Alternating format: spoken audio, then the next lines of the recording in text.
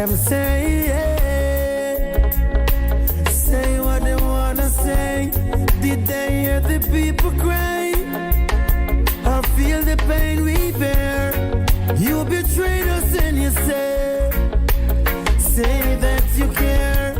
You won't convince us with your lies. So please go the other way. Wake up and stop walking your sleep. Lift your heads up. It's no time to take defeat. If we're not gonna do good, we shall surely push it over. Only till we let it be done. We shall surely push it over. Yeah. Them no fascinate way. Them can't vaccinate way. We got the right to choose our own destiny, yeah. Jaja a different way, and them not be friend way. Cause we don't come to lose, but stuff already give us a victory. Our children wake up.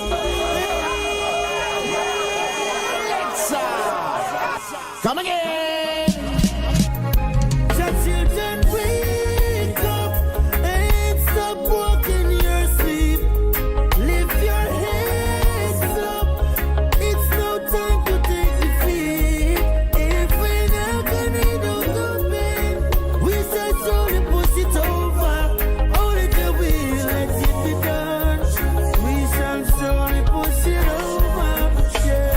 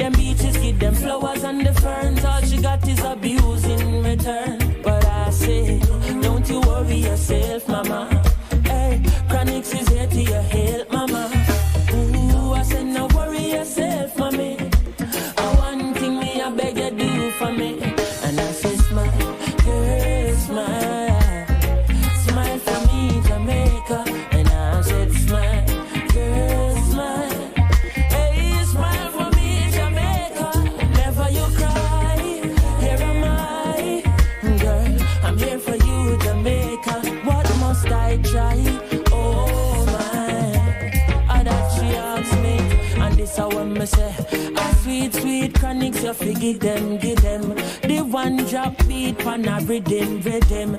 Are you give them bob with a different stepping? Are you give them bolt, nobody can run left him. Boy, but see ya, them must see things say you're out of ideas. You give them art and sweet literature. You're gonna make the world see the better picture. I said no worry yourself, mama. Chronics is here to your help, mama. Hey, I said no worry yourself, mommy. One thing me I beg you do.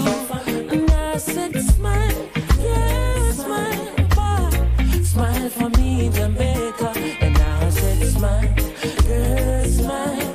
Wah, wah, wah, wah, wah. For me, Jamaica. Never you cry, here am I, whoa. For me, Jamaica. And I said smile.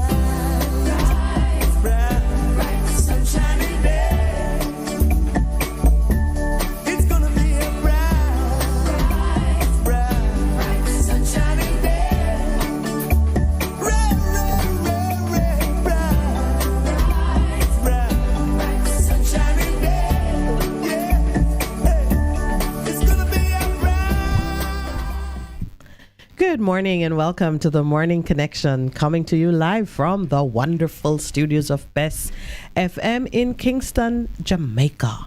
Good morning to those who have joined us on air and online. Thank you to those who have made the effort to spend some time with us this morning. This is your host, Minett Lawrence, Pastor Percival, your main host for the week and days ago. I certainly hope that you're in fighting fit shape this morning. Thank you and good morning to those in studio. Hi, Mr. Engineer. I see the hair has grown. I tell you, you must be the envy of several women these days. You see how much hair has grown on the man's head in the short time I wasn't looking. And Mr. Producer, welcome back. And thank you for getting me here. Pastor Percival, how are you? I'm great, Awesome. I'm great. It's good to have you back. But let me tell you, there are some words. When you use them, like great and awesome, there need to be a big smile on your face. No. You need to be looking the part of great and awesome. So let's start again. Pastor Percival, how are you? I am good. I'm great. I'm great and awesome. You downgrade the word, but you upgrade the spirit. I love it. Yes. No, man, we're good. Back. Wonderful. Yep. God is good. All the time. Right. And boy, may I tell you, it's been interesting. Hallelujah. Well, I don't even know what that means because I looked in a couple of times. Yes. I even tried to call on one occasion. You mean call on WhatsApp line? The internet was terrible. Oh, you had rolling electricity?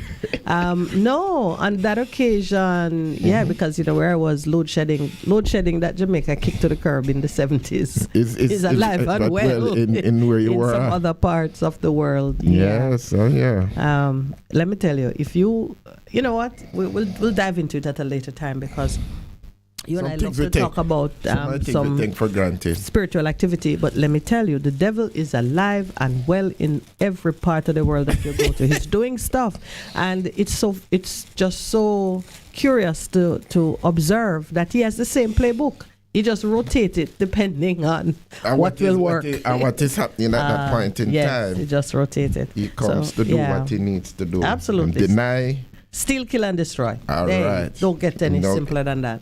So when we have that,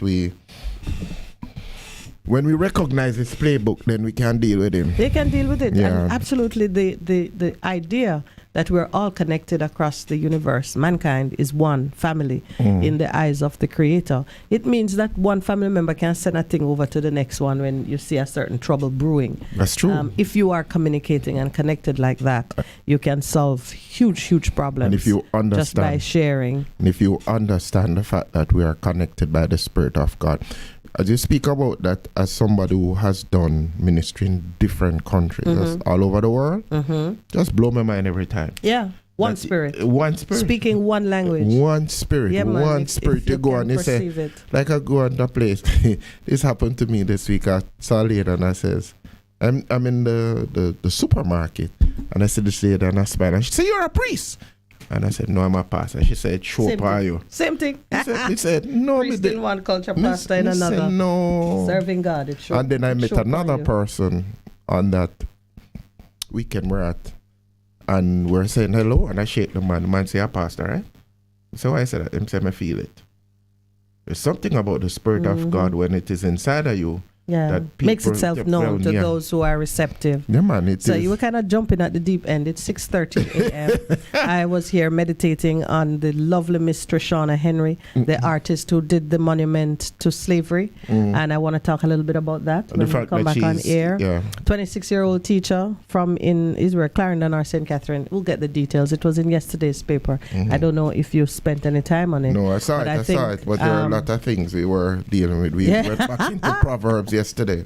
All right, let's take the 6:30 break. We'll be right back. Thank you so much for joining us. This is The Morning Connection.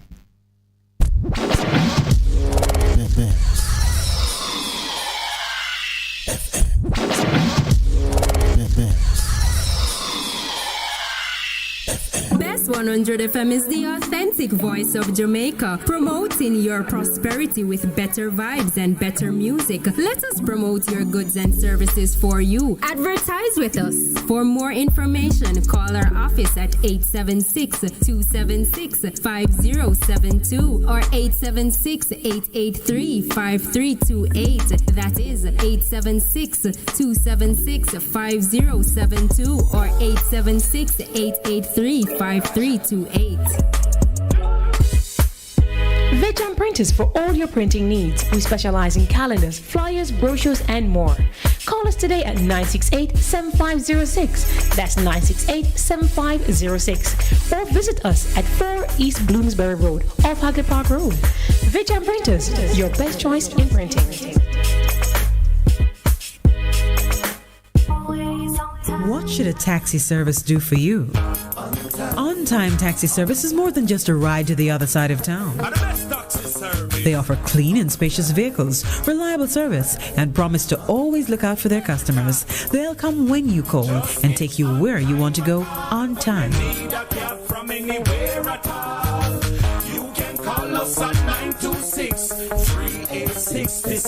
We are something special on the road. For a better choice in all your electrical supplies, A, authorized 3M dealer and better brand names. B, better service including free island-wide delivery. C, all major credit and debit cards accepted. It's ABC Electrical Sales. Shop number 8, Hagley Park Plaza, Kingston 10. Open Monday to Friday, 8 a.m. to 5 p.m., Saturday, 8 a.m. to 4 p.m. We make your electrical jobs as easy as ABC. Call 754-382-528 or fax 754-3659. ABC Electrical Sales, for a better choice.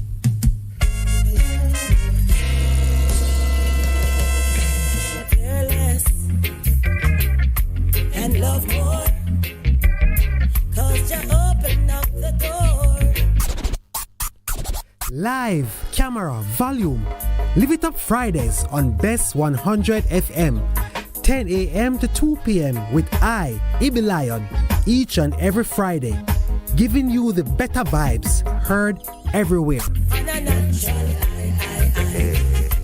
things that watch me fly on Jamaica. Bess100 FM presents the Mature and Moving Up Show with Lascelles Butch Chen on Thursdays from 6 to 9 p.m. Welcome to this pioneering radio program on our continuing worth in our maturing years, compellingly defined to educate and liberate the younger generation. Tune in.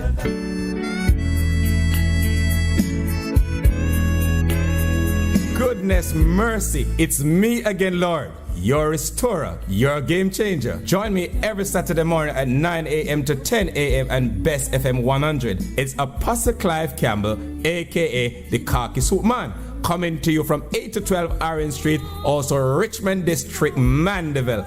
Embrace the change. The Morning Connection is not your usual talk show. We aim to stimulate discussion and chart new paths to self-empowerment. So please join us, Minett and Percy, on The Morning Connection, Mondays to Thursdays, 6 a.m. to 10 a.m. on Bess100 FM. It's good, it's better, but nothing beats.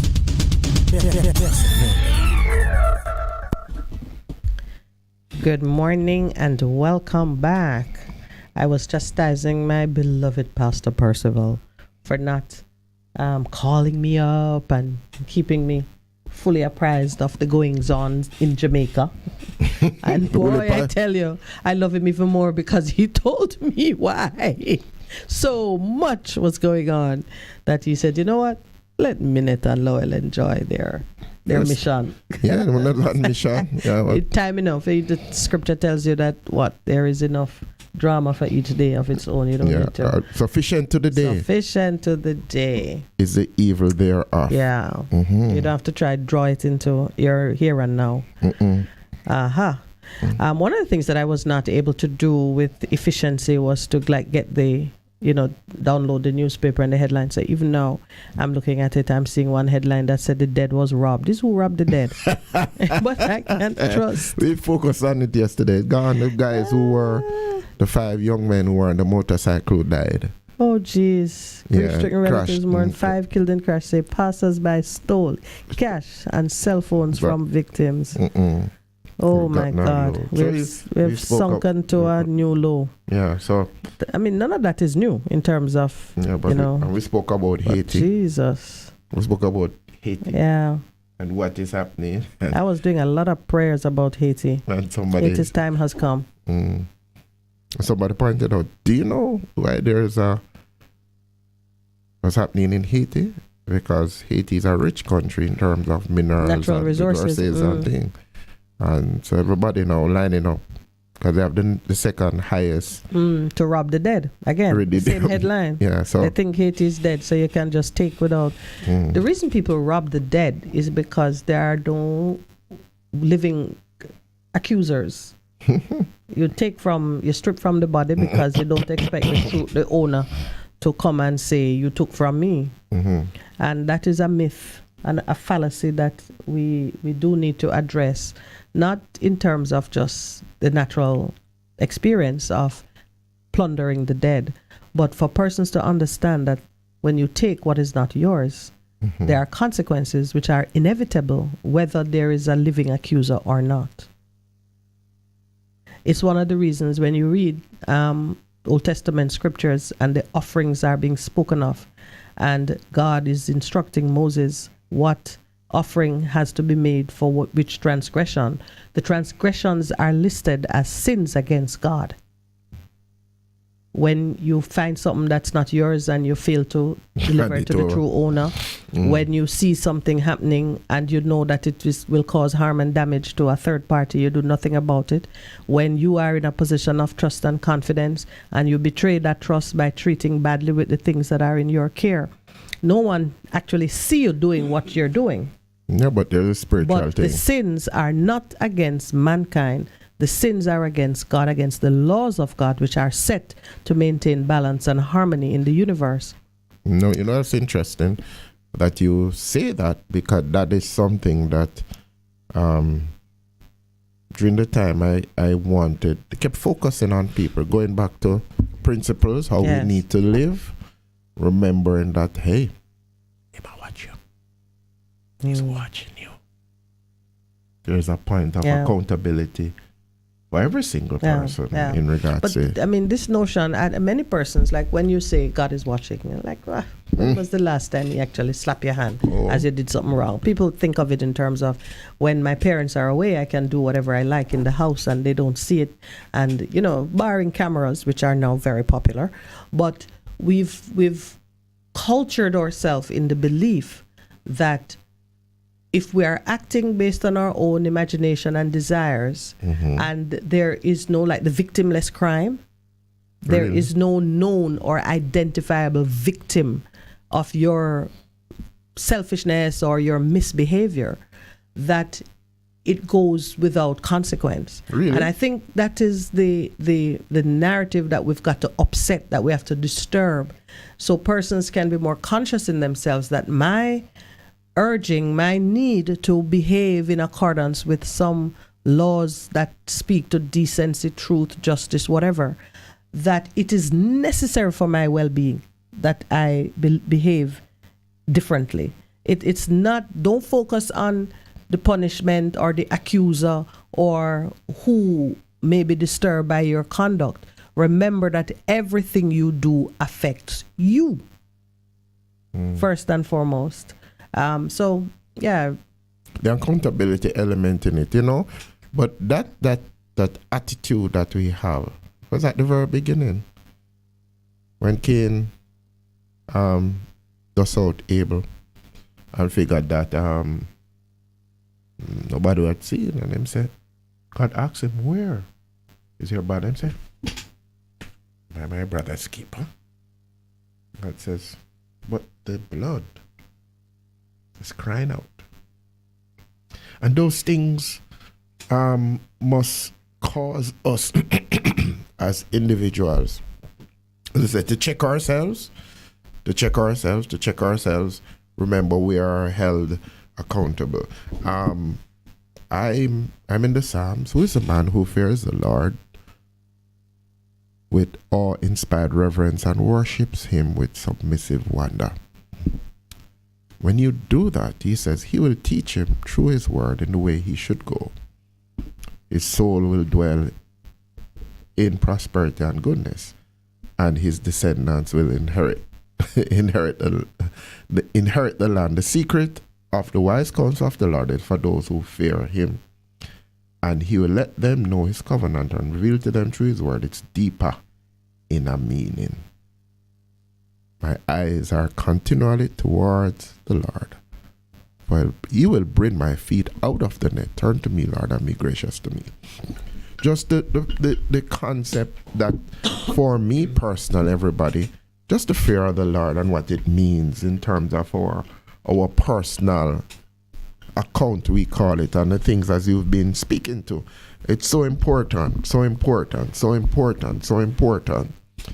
that we recognize that for us as individuals really is the single most important thing that we need to do in order for it to be well with us in the end. Recognizing that, hey, the person who has created all of what we see is holding it intention for us, and we have a part that we need to play. And just don't forget the simple fact that we are interdependent beings, creatures on each other. And so that's important. Hold that intention every time you are thinking of doing something. What are the consequences for me, but what will be the consequences and the ripple effect in terms of those that I'm interacting with? And so as you spoke about those people who robbing the dead, and I'm going, oh, we get to him and then, oh, It always comes back to us in the end. When you speak about the fear of the Lord, you know, it may, oftentimes it's a very familiar phrase. We hear it all the time. Both it's like, you know, first principle, beginning of wisdom. It's the fear of the Lord. It's important that we associate that fear of the Lord with the knowledge of the Lord. The fear of the Lord doesn't exist in a vacuum. Meaning, it's not enough to say, boy, I fear God, and so I won't do this or that. That fear is meaningless without the knowledge of who He is and how it is that He has set things. So I feel we're at a place in our own self-discovery, and by this I mean Jamaica as a nation as well as each individual one of us. We're at a place in our journey of self-discovery where we need to pursue and acquire a lot more information, a lot more knowledge about who God is and how it is that He has set things to go. That ignorance, the ignorance which we demonstrate, is causing a lot of the pain and the confusion which we are experiencing. You talk about, let's back to the robbing of the dead business, which is silent, ugly, nasty work. The other person who see you doing it would be your accomplice. But let me tell you, the conscience that exists in us, all of us, that conscience is fueled by the same Spirit of God that made us. That can give you such nightmares and horrors that you would wish a policeman did see you and tell you to put it down. And tell you to stop. And then even when you throw away the thing or sell it or whatever it is you choose to do with it, you will have no peace. When that is happening to you, and I'm speaking now to those of us who tend to believe that when we do things in the dark, it has no consequences. When you find yourself being tormented by the thoughts that come to you as a consequence of your own behavior, you don't have to give up or feel or condemn yourself, because there's no condemnation in Christ. This is where you run to the rock. This is where you have to make that conscious decision, and it's a part of how our spirituality develops. In all of us, there's usually some activity that leads us into a place of crisis. Some people spiral into depression and can't find their way back. Some recognize the signs of it, the spirituality of it, and begin to seek that source that can give you the comfort that will get you past that type of anxiety in the spirit. I'm speaking on it this morning because I know that we, all of us, have to pull ourselves up by the proverbial bootstraps. Because you come into this world, if you are fortunate to be born into circumstances of wealth and ease, you know, your family is well positioned and can give you a soft landing. Soft landing, I then like that will help you on the material side. but it will not help you on the spiritual self-development side. It can't, because everybody have to work out them salvation. You have to work it out. How you know so? Absolutely. So no matter how you land in this realm, whether you came into, you were well received by loving, doting parents and a whole network of people who are ready to just pamper you into adulthood, or you're born under some gritty circumstances where as you are delivered of your mother's body, she have to get up, go look after house, go find work, and you box round from pillar to post, as it might say. Sometimes you're on the roadside trying to find your own food. Whatever the situation might be, there is your material circumstances, but there is still that need to discover who you are as an individual, as a person, as a spirit being, and make some choices that will give you a good place in the world. I'm speaking like this because even though we're in our 60th year of independence, we're still newborns. I feel it in my spirit when I look at what is happening all across the different spheres of activities in Jamaica. You're still seeing milk teeth. And we have to very quickly now move from that position, because the world is changing rapidly around us, and many more things. If you thought that you were a little island isolated 50 years ago, today you're in the middle of a tornado, and many things are passing through, over, under. Jamaica is in the heart of so many things, but Jamaica is a powerful place that has great influence and impact. But if the people are not strengthened in their backbone to hold their position in this tornado, we will be crushed. And how do we hold our position? Knowledge. It always, it begins and it ends with knowledge. Notice when I say education, we say knowledge, because you look at what is happening in the Ministry of Education, which should be the gatekeeper for how Jamaicans pursue, acquire, and utilize knowledge. We're seeing the same turmoil, because the blind cannot lead the blind except into a ditch. You've gone spiritual, you've gone scripture from me again. No, man, I've gone into the disabled law. the blind can't lead the blind. So unless those who are keeping the gates are themselves in that mode of pursuing, acquiring, and utilizing knowledge in the way that it is intended to work. Because there are some set laws, and the laws are discoverable, because God didn't throw us down here and leave us to, sink or swim. He set the laws, and he showed us enough of what we need to do, but there is something we need to do. No, but and he showed us an information that you remember in Romans, when Paul was making this major treatise. He says, God has revealed himself in everything, but we choose to do otherwise. I say, no, go and go do your thing. No, but it is. I find this amazing all the time. So God says, okay, you don't have to go far. Just look in nature. Look what is happening, and we said, look, listen, feel. Yes, and we said, we have all the tools, and that's why he give us the senses. Yes, the heavens declare the glory of God. The firmament speak of His handiwork. Day unto day, utter it, night unto night. And we've seen it, and it is speaking, and it is encouraging us, and we say, no. Which I find that we do this all the time. There are things that are in front of us. There's what I call common sense. But common sense has become very expensive sense. Rare. Because become a collector's item. Right. Some people have it in and just put it on the shelf in a box. Some things that, because when we think of a lot of things that are happening, which common sense said that, but we say, no, man, there must be more.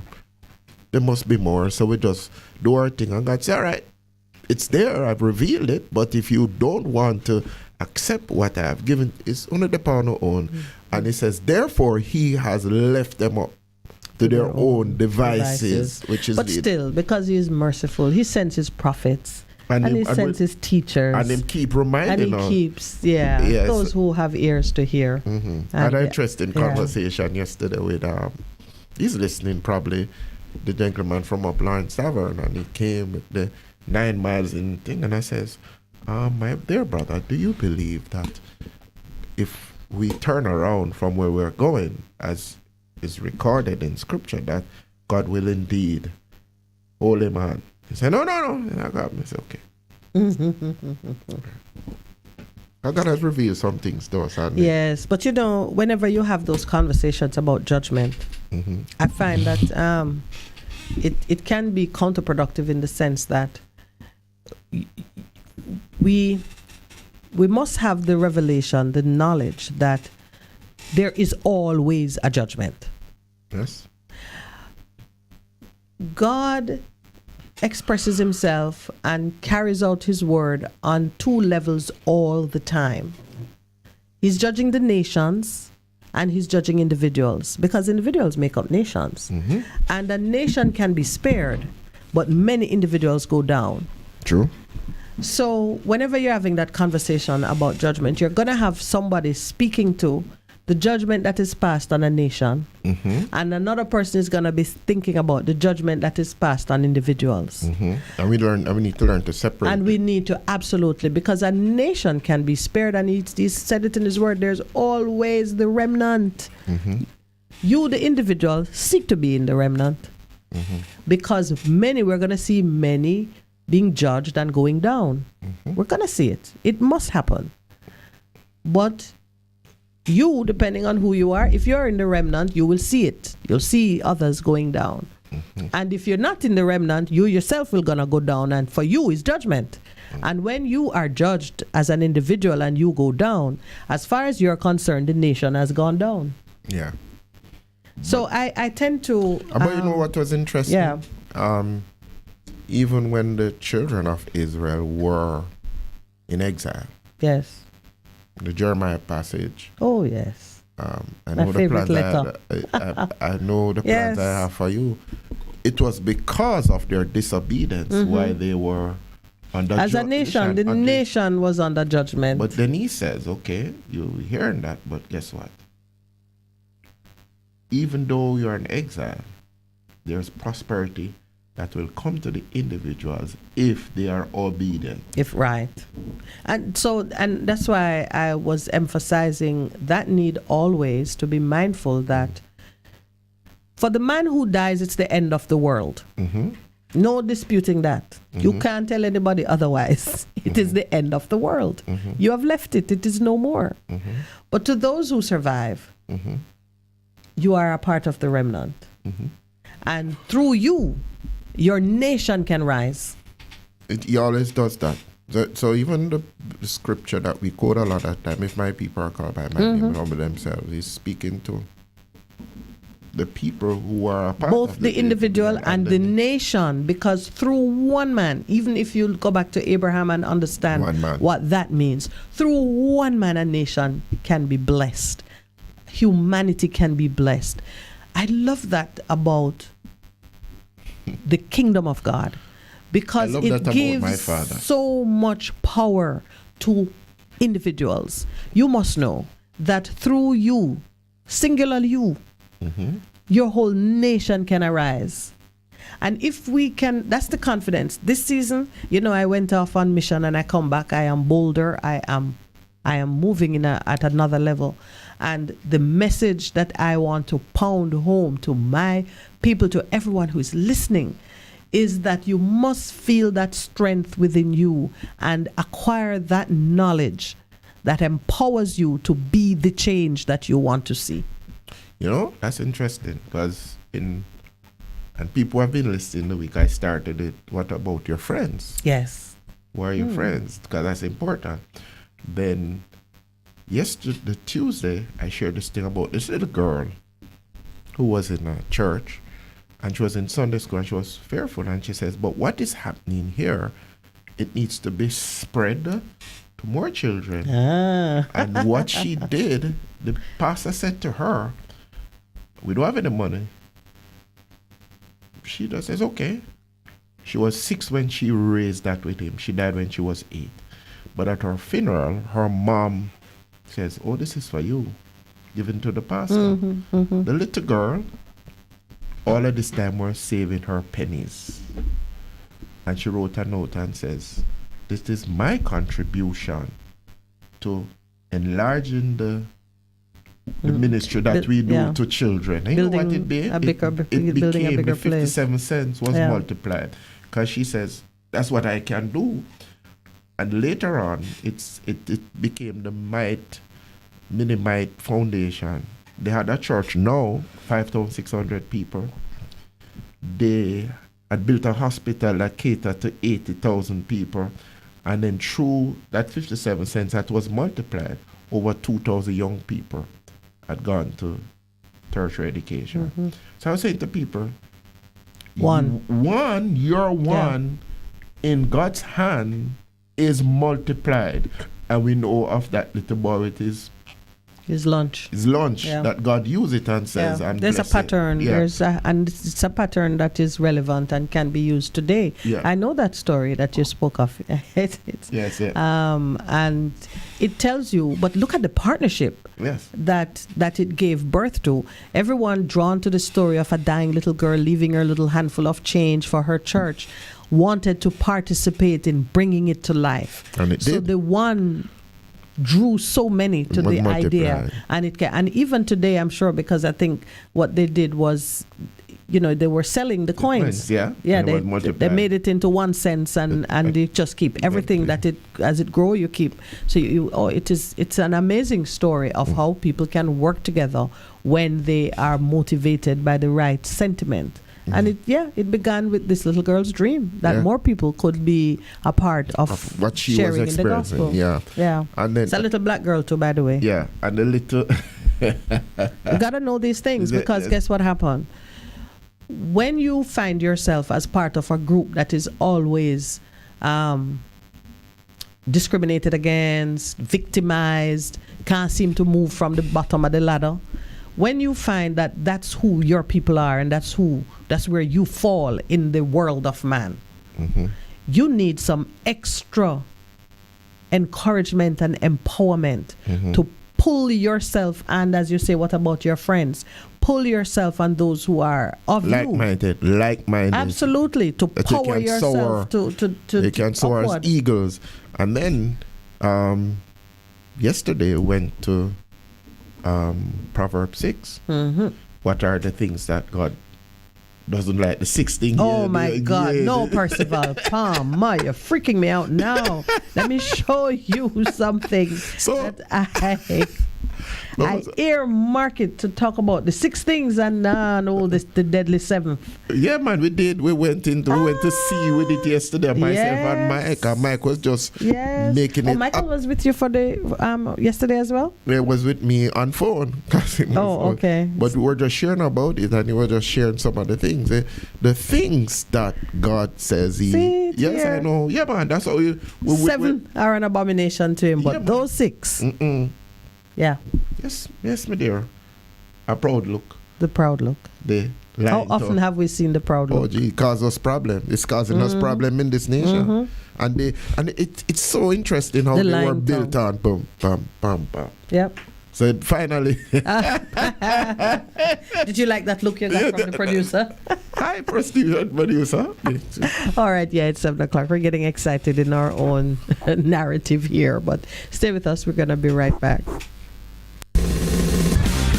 You're simply the best. Better than all the rest. Better than anyone. Anyone I ever met.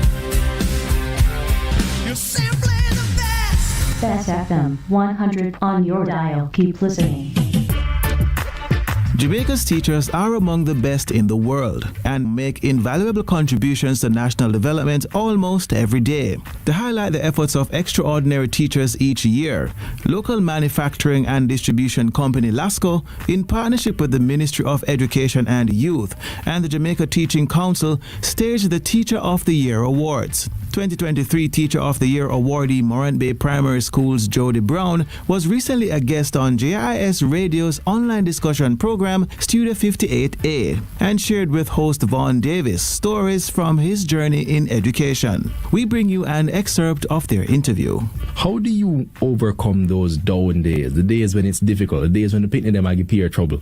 The days when, boy, it just seem like, say the rank profession this me, I can't manage this no more. Because I think that's the biggest challenge most persons feel. Oh, I got to deal with them whole heap of pick me and get them to learn and get them to respect me and meet all of our targets and get the passes and all of those things, and the days when the children not cooperate and so on. How do you overcome those down days, Jody? Talk to me. How do you do it? For me, what I do is that God blessed me. What happens is that God blessed me with a very, very, very nice family. So my wife and my son at the time, now I have 2 children, 2 sons. One is a little baby boy, 6 months old. But whenever I was down, I would find my wife and I would sit and I would talk about everything. And being the very supportive wife that she is, Steph Marie, she actually listens and then gives me advice. Because the thing is, she's also a teacher. She's now the vice principal for the school that I'm working at. And because she had more experience in the teaching profession than me, she would give me advice based on the things that she was going through or she would have gone through. And so she was able to help me to overcome some of these things.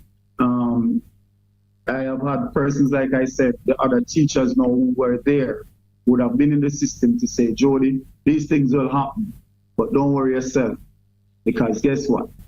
At the end of the day, you are going to make it. Also, and I'm going to use a story to show you how I get through. When I just came to Morant Bay Primary School, I was given a grade 3 class. And these children, they were slow readers and also non-readers. Mm-hmm. And so I took the one child, I said, go and touch the letter A for me. Gave her a letter alphabet chart and I said, go and touch the letter A for me. And she went up to the board very happily and she touched M. And she was like very excited, sir, I touched A. And I was like, okay, then this is what I have to deal with. And, going through trying to get the things done, doing a lot of research, listening to how these children talk, trying to become like them. I realized that they're listening to certain cartoons, they watch certain things, and I started watching those things, and I went back into the classroom and I used those things to actually teach them. And I used to write some nice little love note to my wife as she was working at the school.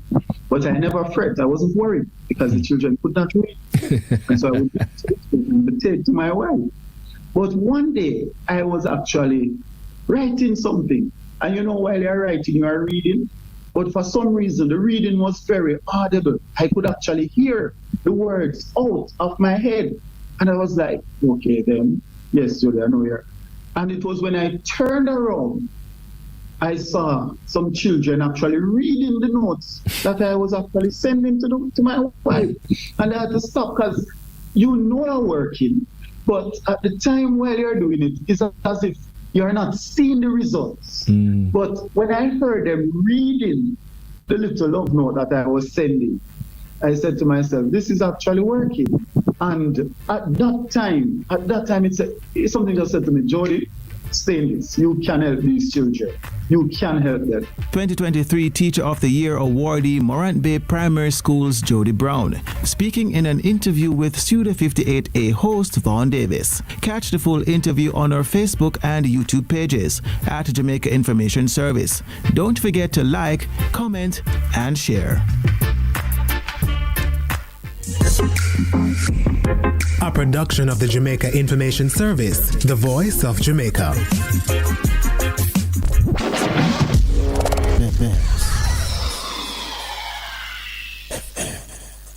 half a tree, 100, half a tree. Bossy, how you do I take taxi star? Jano, I want to tell you, say, 2 months now, my transmission mash up, you know, and I check everybody and can't hear nothing positive. Yeah, hear me? You waste all that time I shop around and never call the experts. Winters Auto have them.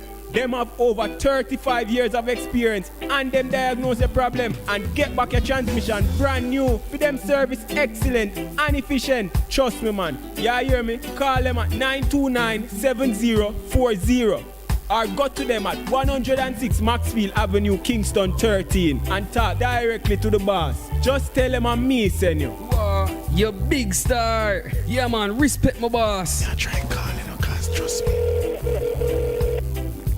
Waiters Auto Spares and Repairs, good afternoon. What a relief. For a better choice in all your electrical supplies, A, authorized 3M dealer and better brand names. B, better service including free island-wide delivery. C, all major credit and debit cards accepted. It's ABC Electrical Sales. Shop number 8, Hagley Park Plaza, Kingston 10. Open Monday to Friday, 8 a.m. to 5 p.m. Saturday, 8 a.m. to 4 p.m. We make your electrical jobs as easy as ABC. Call 754-382-528 or fax 754-3659. ABC Electrical Sales, for a better choice. Vejan Printers for all your printing needs. We specialize in calendars, flyers, brochures, and more. Call us today at 968-7506. That's 968-7506. Or visit us at 4 East Bloomsbury Road, off Hagley Park Road. Vejan Printers, your best choice in printing. Greetings, brothers and sisters. I invite you to join us for the Church of Our Lord Jesus Christ radio program with Elder Kendrick Murray, where we stand firm that Jesus Christ is the Son of God. This broadcast is heard every Saturday from 12 noon to 1 p.m. and again on Sundays from 4 to 5 p.m. The church is located at 3550 Pleasant Valley Road here in Mobile, Alabama, in the United States. You may visit our website at sonofgodlives.org or our YouTube page at Minister K. Murray.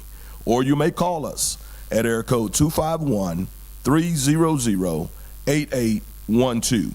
God bless you, and we look forward to you tuning in to the program. Looking to clean your vehicle super clean? 123 Clean Car Wash, located at 2 1/4 Osborne Road, Kingston 10. Entrance on Grove Road, below Tropical Battery. They wash and vacuum, undercarriage wash, engine wash, polish and compound, shampoo and detailing. Call them at 876-631-3400. 123 Clean Car Wash, the best in the business for a cleaner wash. 1, 2, 3, believe me, it's so easy. 1, 2, 3. What should a taxi service do for you? On-Time Taxi Service is more than just a ride to the other side of town. They offer clean and spacious vehicles, reliable service, and promise to always look out for their customers. They'll come when you call and take you where you want to go on time. From anywhere at all. You can call us at 926-3866. We are something special on the road.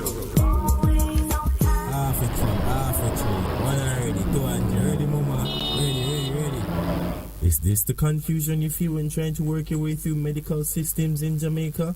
Try a dose of Ask Dr. Mary every Thursday at 5 to 6 p.m. Let Dr. Mary help you understand your medical problems and bring you to a calmer place.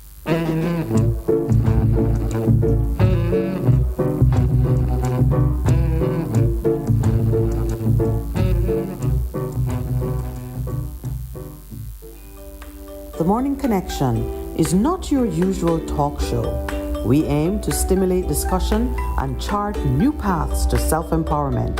So please join us, Minett and Percy, on The Morning Connection, Mondays to Thursdays, 6 a.m. to 10 a.m. on Bess100 FM. It's good, it's better, but nothing beats. Good morning, welcome back to The Morning Connection, and welcome back to Miss Minett.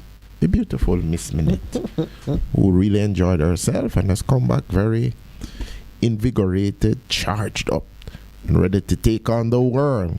Yes. I wonder why you said that. Why you said that? But not true, man. When you go away and where you went to, you come back with a bigger vision for what is possible. I went to the source of the fire. I got to fire. To get more power. Yes, what it and is. more grace. Mm-hmm. So that's, yeah, so. More power, more grace. You were missed?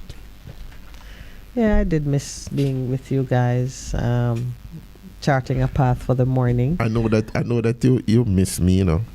Oh, you know. I mean, I tried to call you. And not only that, I know you miss me, man. Yeah. Yes. Yeah.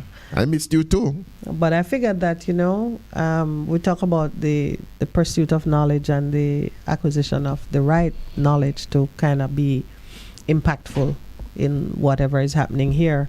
It's worth the investment of time. So I had to make it. But I knew that the program was in good hands and that you would have fun. Did you have fun? Yes, ma'am. I had great fun. Great all fun because whenever you're away, I call you up and butter you and make sure that you're okay. Feel free to do the same. Yeah, but we were.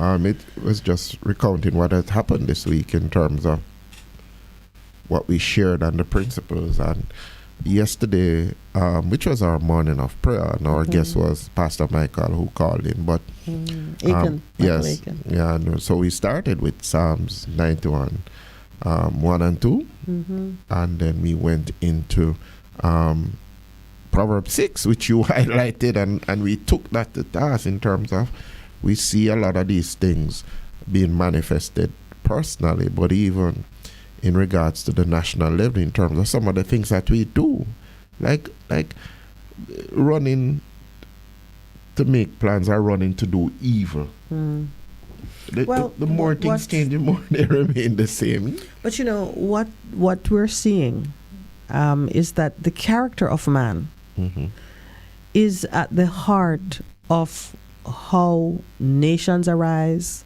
or fall. It's at the heart of how families prosper or fall.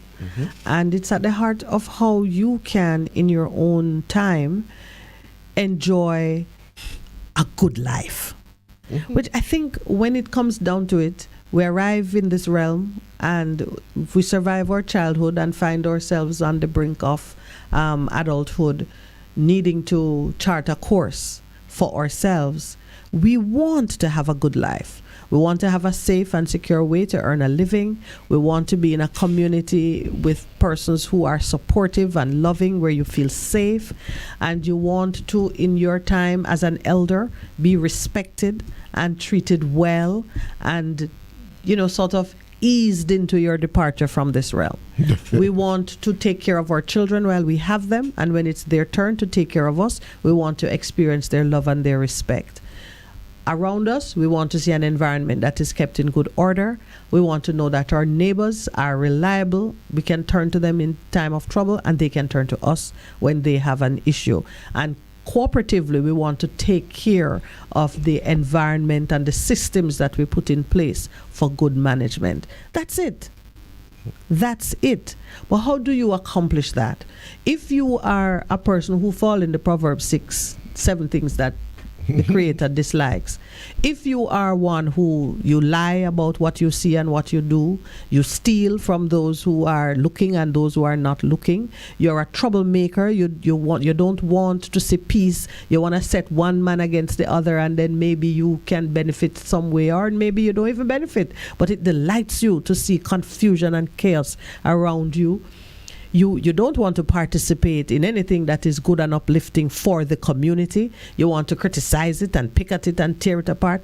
If you are that person, you need to check yourself and discover or uncover the trauma that has set you to be so contrary.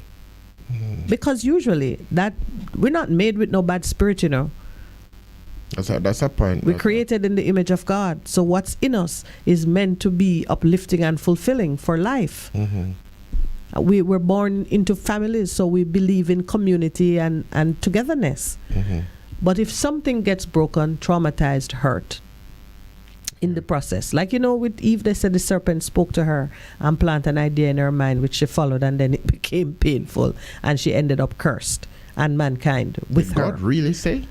Yeah. If you if that question is put on the table to you, and you, out of some curiosity, respond to it, there is a path to recovery, to healing, to repentance, and that is open to us, and it is known, and it is your job to find it.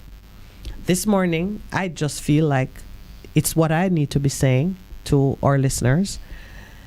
Do that self-check. We were talking about the foundations, checking the foundations to see what will happen when stress reach your house that you have built. Do that self-check. Uncover the trauma, the hurt, the broken place in your life, and set to the task of repairing it, because whatever defeats you will defeat your children. And so it will continue from one generation to the next. So you have to unmask that issue in your circumstances and repair it, so your children and their children can have a better experience. Change your value system? Just change it. Change your value system? Yeah. We have a Bushman song, What's the Bushman song? You learn some new things. Oh my Lord. Bushman come with a song. It's interesting. You'll hear it at the end, but it is for me, it became an anthem, because that's what I've been saying to people.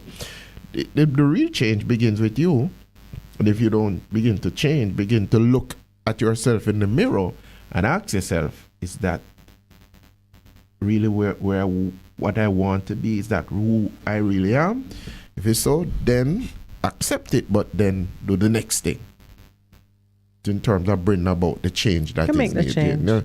Yeah, there are none of us. You know that in times of old, philosophers spoke many things to confirm, justify, reinforce whatever system in the society they wanted to perpetuate. And there have been those who said, oh, this one is born a plumber, that one is born to clean the road, that one is born to. Persons have spoken many things, because, as you know, words are powerful with their creative energy, and words have been spoken over many that cause us to accept a condition which is temporary. Yeah. So we know that many words have been spoken over Africans, over black people, over descendants of slaves, over the white man, over the whatever. And so we grow up having an idea about how society is structured and where we fit in it. Some of us push against that idea because we don't accept it to be true of ourselves. In fact, I don't believe anyone who is under accepts that this is where he must be. But you need to acquire the proper tools to push against it and to make the changes that you desire.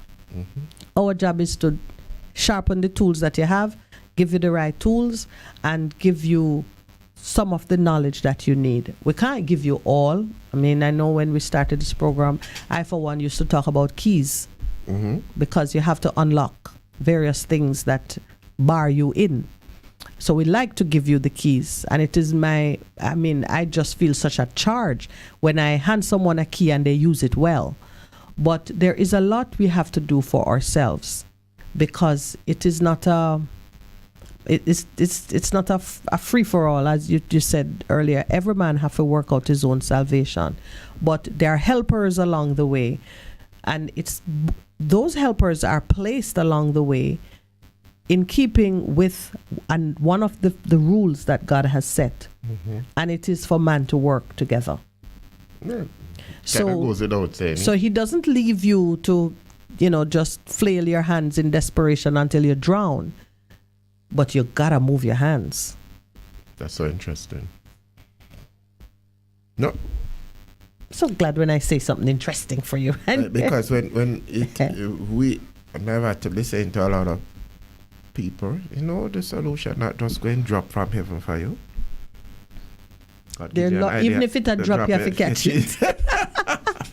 You drop it, knock you out, catch it and move forward, because you have to turn the inspiration, the revelation that you have, into making it work for you. Because remember, when the children of Israel were entering into the land, he says, don't ever forget, I give you the power to get wealth. You're not going to give you the power, which means the idea is the inspiration in your hands to get wealth. And so for each person, wherever you are at this point, this moment in your life, what is in your hand? That's something that came to me this week. When Moses was standing up there and the Egyptians were behind him, the Red Sea was ahead of him, and the mountains were to the side. And he's saying, God says, Moses, what is in your hand? What is in your hand?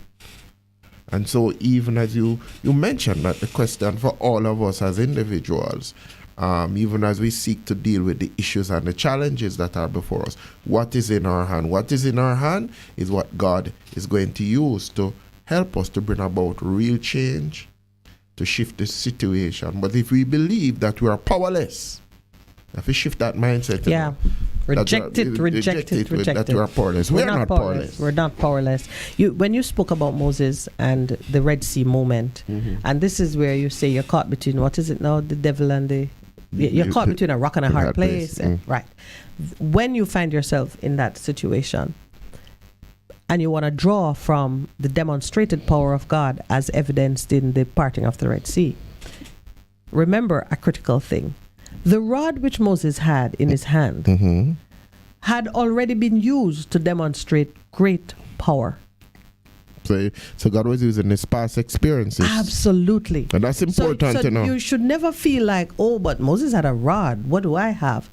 Just remember that that rod had been used multiple times before to do different things of a supernatural nature. Turn into a snake, eat up the other snakes, strike it on a rock, whatever. That is a rod that had been used.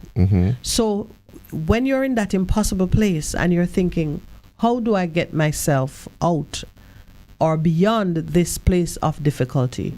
Look for something which has already been used to demonstrate the power of God, the transformative power of God. It may be someone, it may be something, whatever it might be in your circumstances. God does not leave us to inimini. No, it's not his nature to press us into guessing. It's not guesswork where he's concerned. It's the knowledge of the past of what he has done and what he's capable of doing. Because even for David, when David faced the giant in his own life and situation, I got you thinking. He the slingshot. The slingshot. Ah, yes. And then the other thing, the that lion happened, and he did the demonstrated power. He knew in the past. So God had showed up in those circumstances. Now when he was facing his Goliath, he had to use and build on his past experiences, because those would guide him in going forward. And remember too, when Saul says, okay, you can't go like that, you put on my armor and say, no, not this used won't to that. work for me. Not used to that, because we must recognize in our individual situations, and I keep telling people that you're a person of purpose. You have a destiny that you need to fulfill, but God has empowered you with the necessary skills and talents and giftings that will enable you to win. So you've been in training. Yes. You're gonna win. You are going to win. All those hateful experiences of your past that you couldn't figure out why you had to go through this, why you had to walk this road. It's always a part of the training for the big moment when you're in that Red Sea situation. The army is behind you coming down with great force, and there is an impassable body of water before you. Reach back into the impossible situations, the hateful, horrid things of your past that you have survived. Because if you hadn't survived those, you wouldn't be in your Red Sea moment. You would have been crushed back in the day with whatever else if you were in prison, if you had committed some atrocious crime and caught and held to account, whatever it is that did not break you, that left you alive and standing for this new challenge, look back at it and find the tool, the weapon that you use to overcome it. because that's your weapon for where you are now. It has demonstrated its capability. You've used it and you trust it. You know what it can do, whatever that thing might be. That is what you need for the challenge that you face now. I know it sounds like a little bit of mysticism right now. It is not. It is not. It is not. You have to now relate it to what's happening in your personal life and what's happening in Jamaica. I'm very troubled by what's happening in Jamaica. Troubled is probably... Disturbed? Oh, no. Let's take out speech. troubled. I am very conscious of what is happening in Jamaica, but I'm not conscious in a way that I'm proud of Jamaica. I'm not proud of Jamaica right now. I am not. I'm conscious that Jamaica needs to undergo a process of change. But for Jamaica to change, remember now, for a nation to change, the individuals, the people must change at a sufficient mass quantity. Critical mass must be attained so that the nation itself moves forward. And that is important, because that's where I'm going.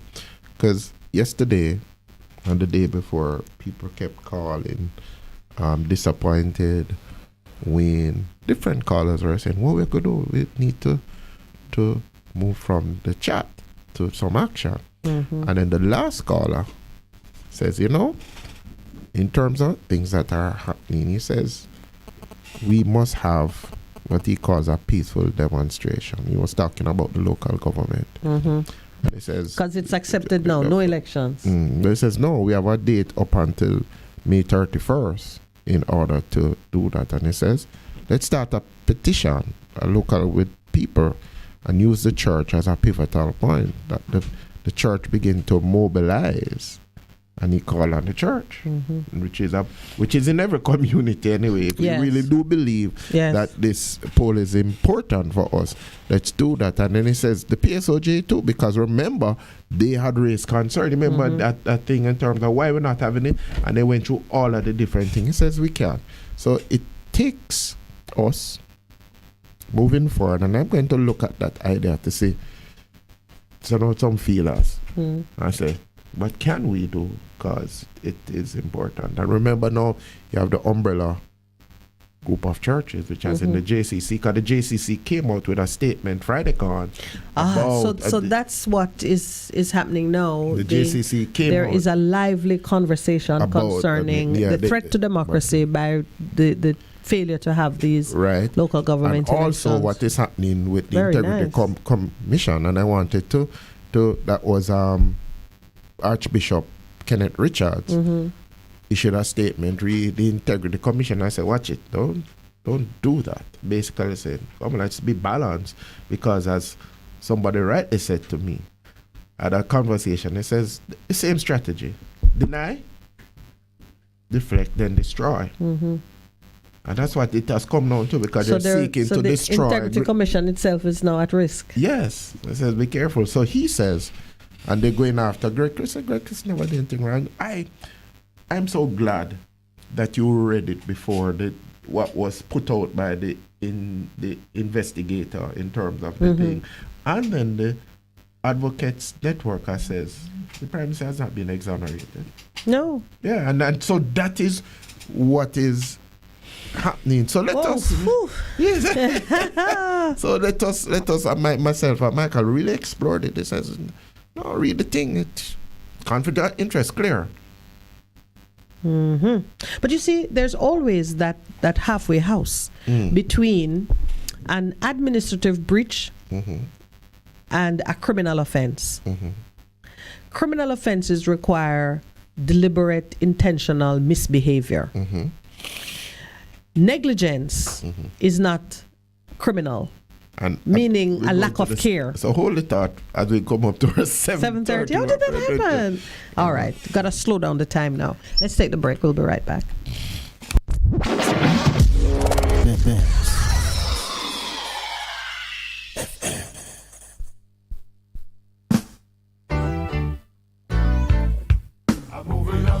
Bess100 FM presents the Mature and Moving Up Show with Lascelles Butch Chen on Thursdays from 6 to 9 p.m.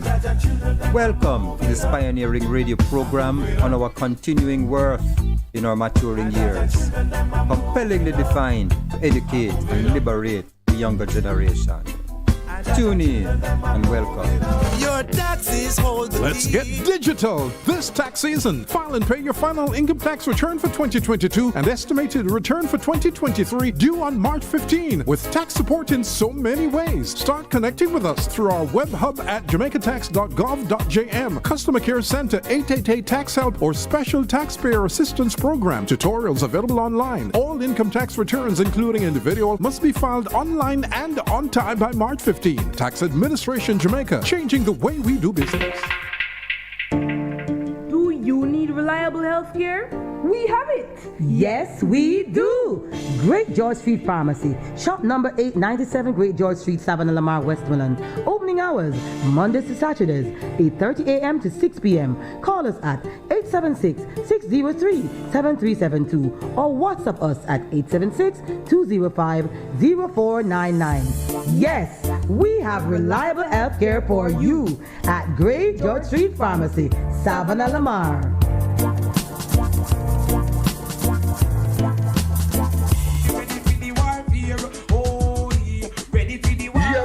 Jamaica and the world, you want us back? We are back. The Breakthrough Deliverance Ministry, led by me, the prophet Mark Stewart, right here on Bess100 FM. This and every Thursday night from 9 p.m. to 12 midnight. Yes, it's War Room Thursday. Come on out and join us, each and every one, on Bess100 FM, 100.1, 357 and 9. Come on out. Join me, the prophet, Reverend Mark Stewart, and of course, the boss shot, Apostle Marshall. Come for your healing, breakthrough, deliverance, the prayer, the miracle, the word, the testimony, and so much more. Yes, my friends, Bess100 FM, War Room Thursday, 9 p.m. to 12 midnight. Join us. We are going to lick it. Ready for the warfare. Ready for the warfare. Hello.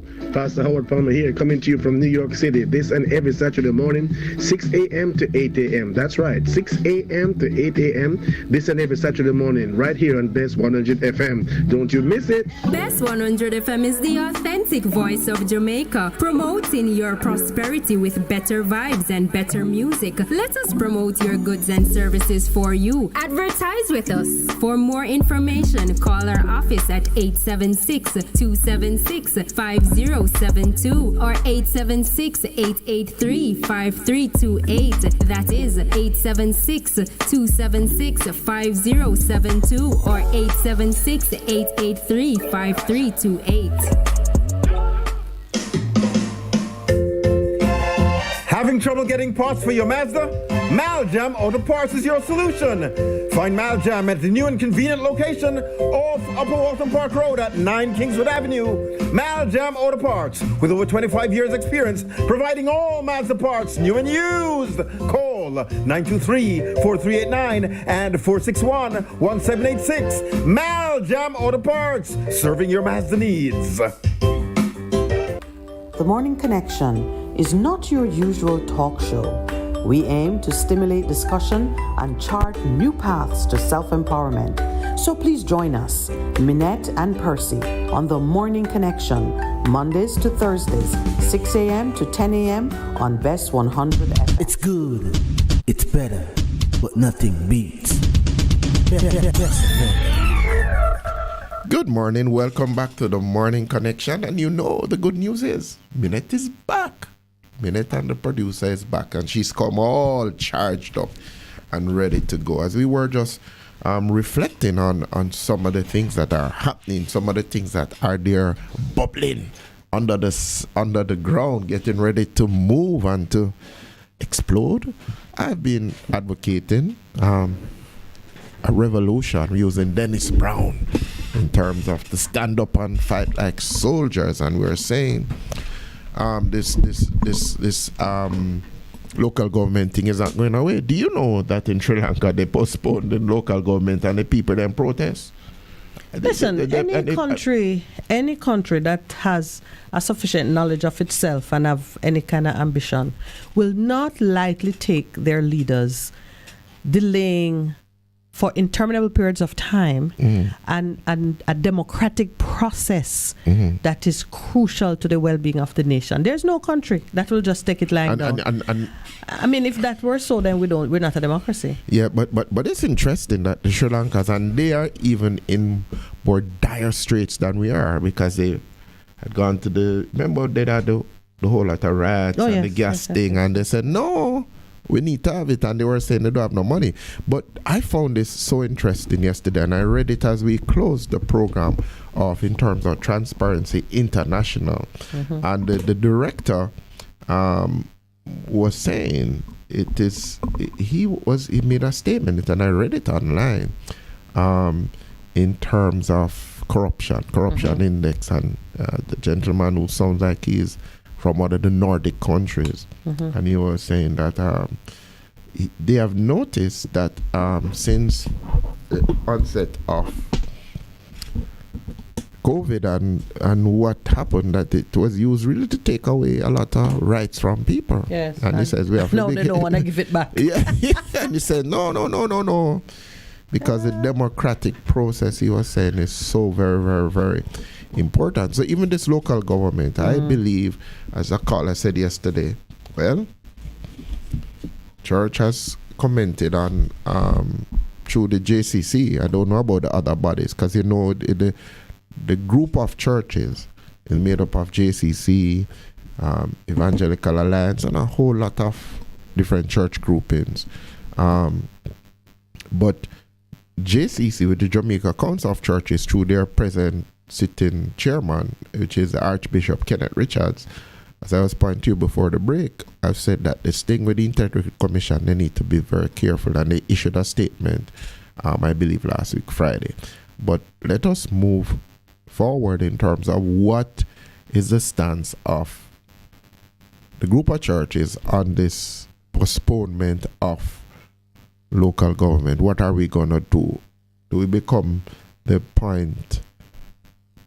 Well, I'm thinking through it even as I am supporting it. I mean, as a matter of instinct, I know we must rise up and do something. Yes.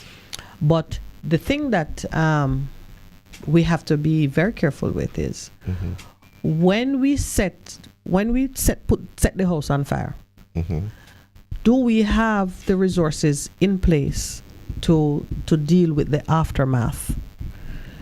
We can push and fight for the return to scheduled elections. But we must at the same time address the ever-present risk that those elections will be manipulated, votes bought and sold, or whatever it is might be, and ensure that the result of those elections is not perjured, contaminated, and we end up in a worse situation. Do you understand what I'm saying? This is why when we speak about addressing an issue, we approach it with a sober mind, because that sober mind prevents us from going overboard in one direction or another and bringing greater damage to the body that we are trying to save. You know, like when you do chemotherapy for cancer and the chemotherapy kill the patient.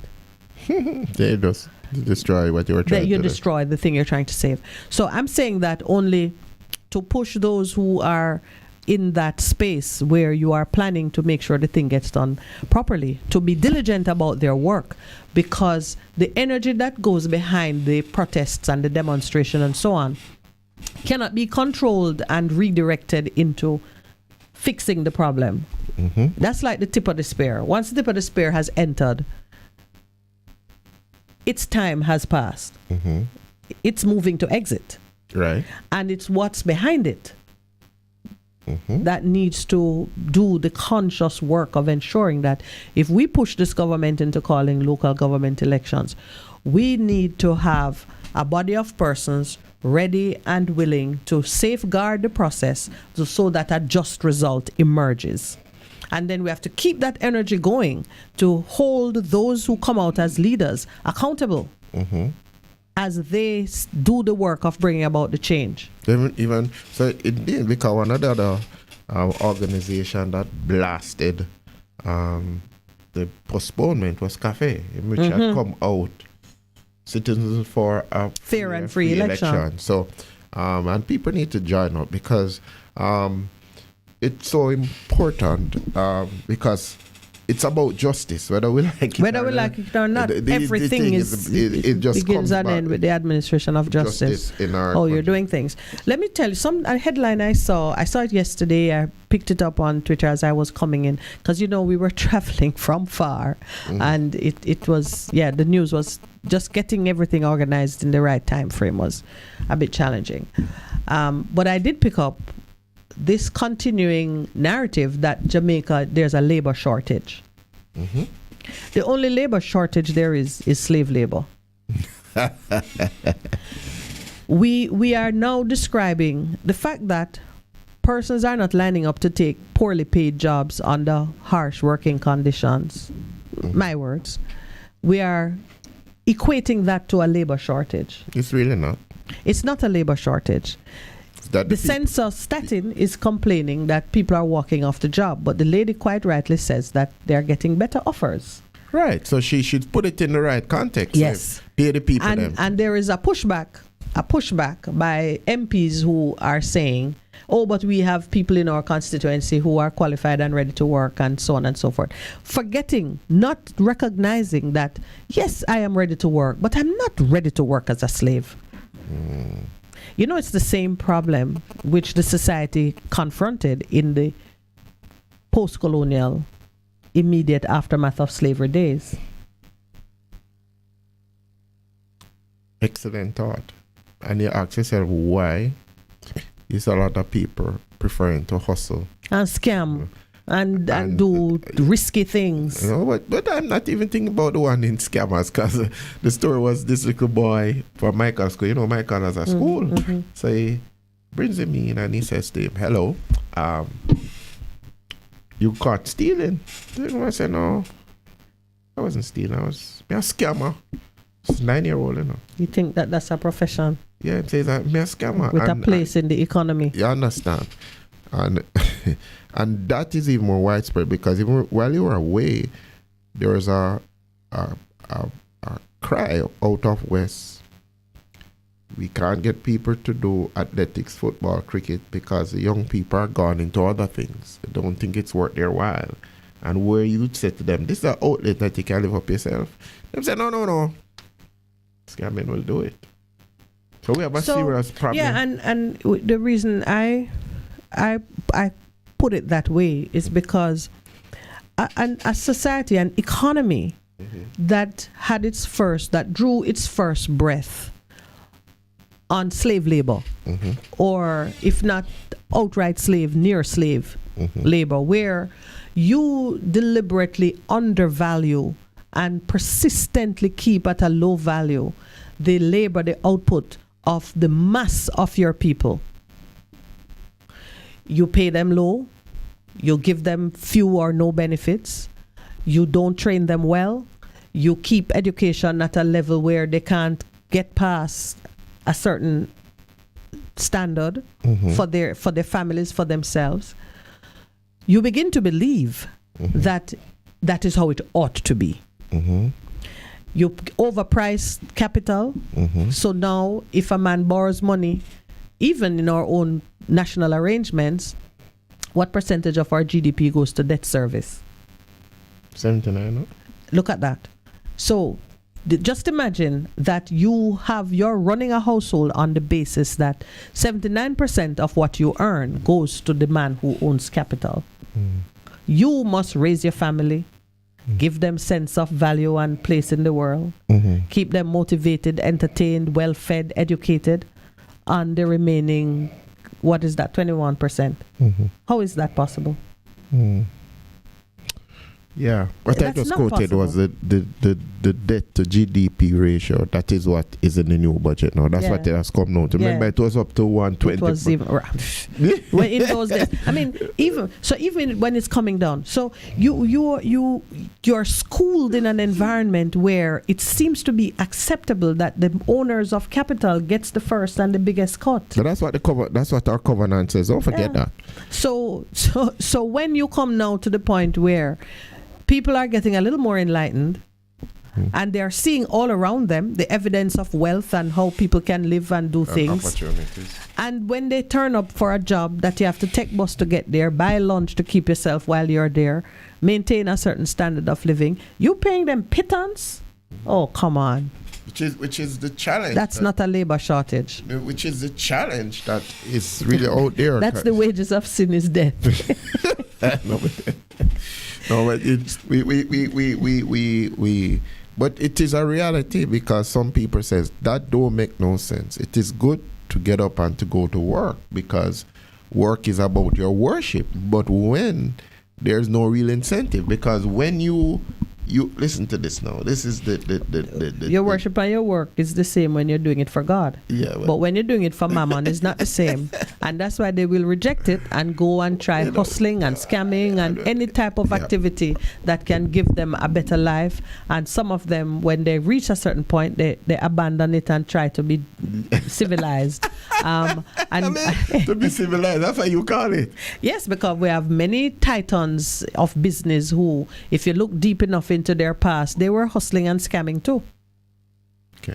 And when they reach to a certain level, then they gentrify it, sanitize it. But now, and one of the things that this nation is upset about, is they are looking and they're saying, you did it and got your big house. When it's my time to do it now, you're shooting me down, you're shutting me down.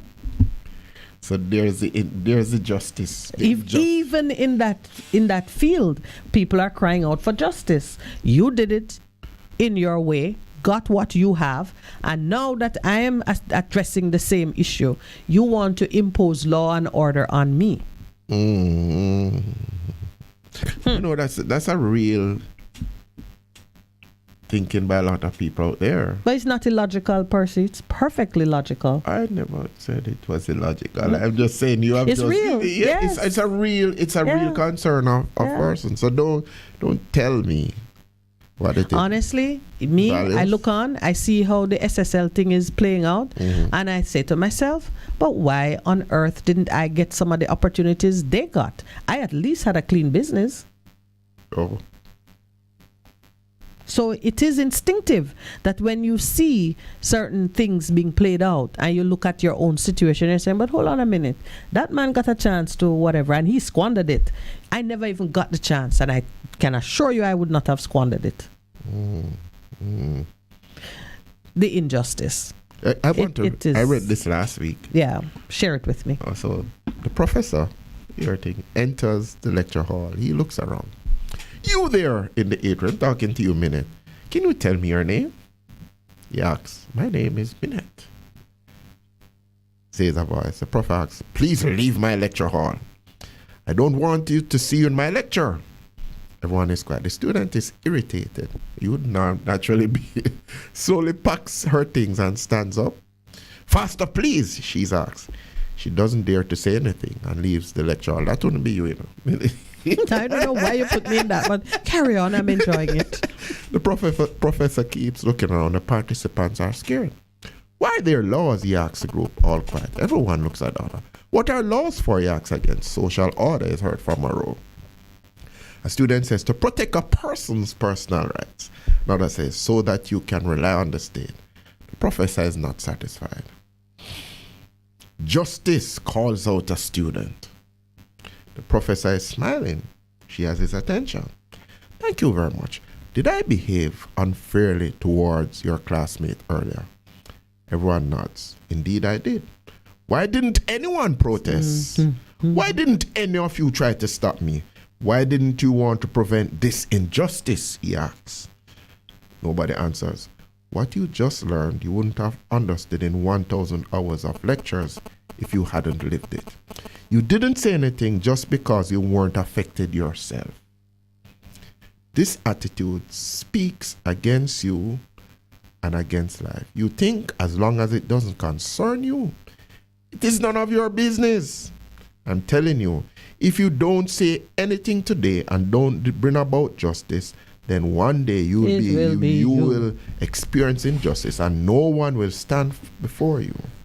Justice lives through us all. We have to fight for it. In life, at work, we often live next to each other instead of with each other. That's crucial, We console ourselves that the problems of others are none of our business. We go home and are glad that we were spared. But it is also about standing up for others. Every day, an injustice happens in business, in sport, on the train, on the bus. Relying on someone to sort it out is not enough. It is our duty to be there for others, speaking for others when they cannot. This is why we get involved. Even though a lot of time it doesn't concern me directly, eventually it just may. Change begins with you and me. What think you, my friend? Well, it is a narrative of what we've been saying, what I've been saying all morning. And what we've been saying for a longer time still, because as you read it, I remember the young man who killed the family, the woman and her children in bed, and I kept saying it's kind of a flash of revelation. I saw that persons were aware of his instability, yes, mental instability, and that people have a "it's not my business" approach to these things until it becomes your business, and then you don't want wringing that. our hands and saying, And we see it all the time. The person who look like they're about to fall, and you look, you could have asked a question, done something, until then drop. And then it becomes a bigger issue. So those are principles that I believe in and that I live by. Yeah. Every day. We're coming through an airport, one of the airports in my travel, heading home, and they had like 6 different lines to different, the equipment that scans your luggage, so the scanners. And each line came out at a different point, and then from there you head to immigration. So, the line at the top is a distance from the entrance to the immigration. Right. So if you come out at the top, you have to walk down and go to the back of the line. And so it was. Instead of your coming out and just joining the line at whichever point you exit the scanner. All right. Of course, hundreds of people going through, flights are lining up and you are on your way. I came out somewhere in the middle. So I just positioned to just join the line. Someone says to me, "You're to go to the back of the line." I said, "Why?" "Oh, because that's what they're saying. They're telling people." So I said, "You mean you come out at the top of the line there and you must walk down to the back of the line and be out of there? Why wouldn't it just make sense to me that wherever you come out from the scanner, you join the line and the line keeps moving?" I'm discovering that it was an issue. Anyway, I joined the line where I came out. And then I'm thinking about it, because when you move against the prevailing tide, you have to ask yourself, am I a criminal or a freedom fighter? Have I broken a rule and committed an offense? Or am I standing up for something that is intrinsically right and sound? So I was just thinking on it as going through the line, because I didn't shift my position. The other 2 persons who were in our group ended up going to the back of the line. But because it was becoming a thing, but I just stayed my course and I continued through. But it was on my mind. And here are some of the things that I thought about. I said, why? Everybody agrees that it is an unreasonable rule. Why were persons supporting it? That's the first thing that crossed my mind. You're in agreement that it makes no sense. Yet, others who had conformed to the rule, when they saw me break it, were supporting the rule. Like, well, but that's what everybody else had to do. And Well, you know me. I'm deaf in the ear that is not hearing what I want to hear. So I press on. But I was curious about that fact. The second thing is, why is there a rule such as that in the first place? Was it a rule Was it somebody's imagination? How did it come about that something which is in defiance of what should happen naturally was set up as a rule? Because, and this, though I'm spending some time in this situation in the airport, is just a simulation of what happens in real life. I want you to see it as that. You're moving along through no deliberate action of your own. You're in a particular lane. Why should someone then take that event and create a rule around it that puts you at a disadvantage? Why? It's a rhetorical why. So no, that's because that's what we do in the imagination of man. That's what we do. We, for no reason that makes any sense, take one factor that impresses us in one way or another. Sometimes, and that's why I say visit your trauma of the past. Sometimes it's because, one time me did do this and me did have to do that, and so from henceforth this is my law. We make rules from a place of injury, malice, and hurt. And any rule you make from such a place can only perpetuate injury, malice, and hurt. Do you see what I'm saying? Mm-hmm. Understand the source. So I tell you, it just goes. And we have to watch that too with our parliament. We have to watch that with our gatekeepers. But that's important, and even to bring it closer to couples, one of the things we explore is families of origin, in terms of how people deal with conflict and those kind of things. And to say to them, why you behave like that? And they say, explore it, because you don't want to carry that. Because it's not a good thing. Like you said, the source, injury begets injury. Yes. Hurt people. Yes, yeah. So you have to examine the thing. But that's interesting. So you go into the people then place. I went on the continent and made trouble.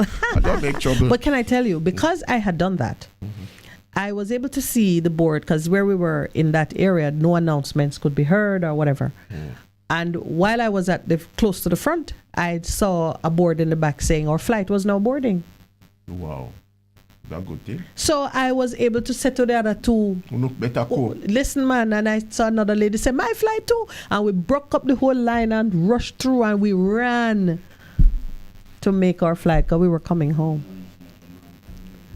And then who now? Producer is reminding me. Then no, let me tell you, it was something else. There was a guy sitting in front of me. This is the one with the chair.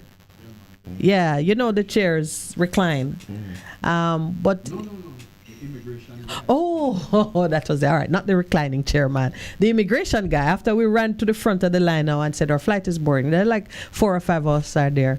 Here the man asked, why are you late? The immigration guy. I just tell him, well, boss is not zero. Why are you late? So I said, well, there was traffic. They said, no, you're supposed to be here 4 hours before. You know what? I immediately, because I know when a spirit is trying to make trouble. I just stepped to the back, and he takes the passport now, and I think he had mine, and then he picked Lowell on and said, stand in front of me. I just went behind my husband for coverage, and he dealt with Lowell's own first. The man was like picking a fight, and if you like he was saying, if you keep this up, I won't deal with anyone, something like that. Like I'd send you. I said, this man lick him head. Anyway, I stepped back, because I know the energy, and who knows, maybe he had seen me challenge them with their foolish for all you know, he had witnessed it and see that he had a rebel on his hands. Anyway, but it is, you meet all types. Yeah, but and some other times you have to know how to deal with it. Yep. The spirit. And when you have company, you can always step back and let someone else carry the yes. But the SSL thing is not going away. I tell them, I've been happy. I said straight not up, going he's away. sending me a note here. He says, the sure sign that democracy has left is the brazen and barefaced manner in which they have covered up the SSL matter. They're not going away. All right, we're taking a break. It's 8 o'clock. So you can tell me what's happened. It's not going away. When we come back. You're simply the best. Better than all the rest. Better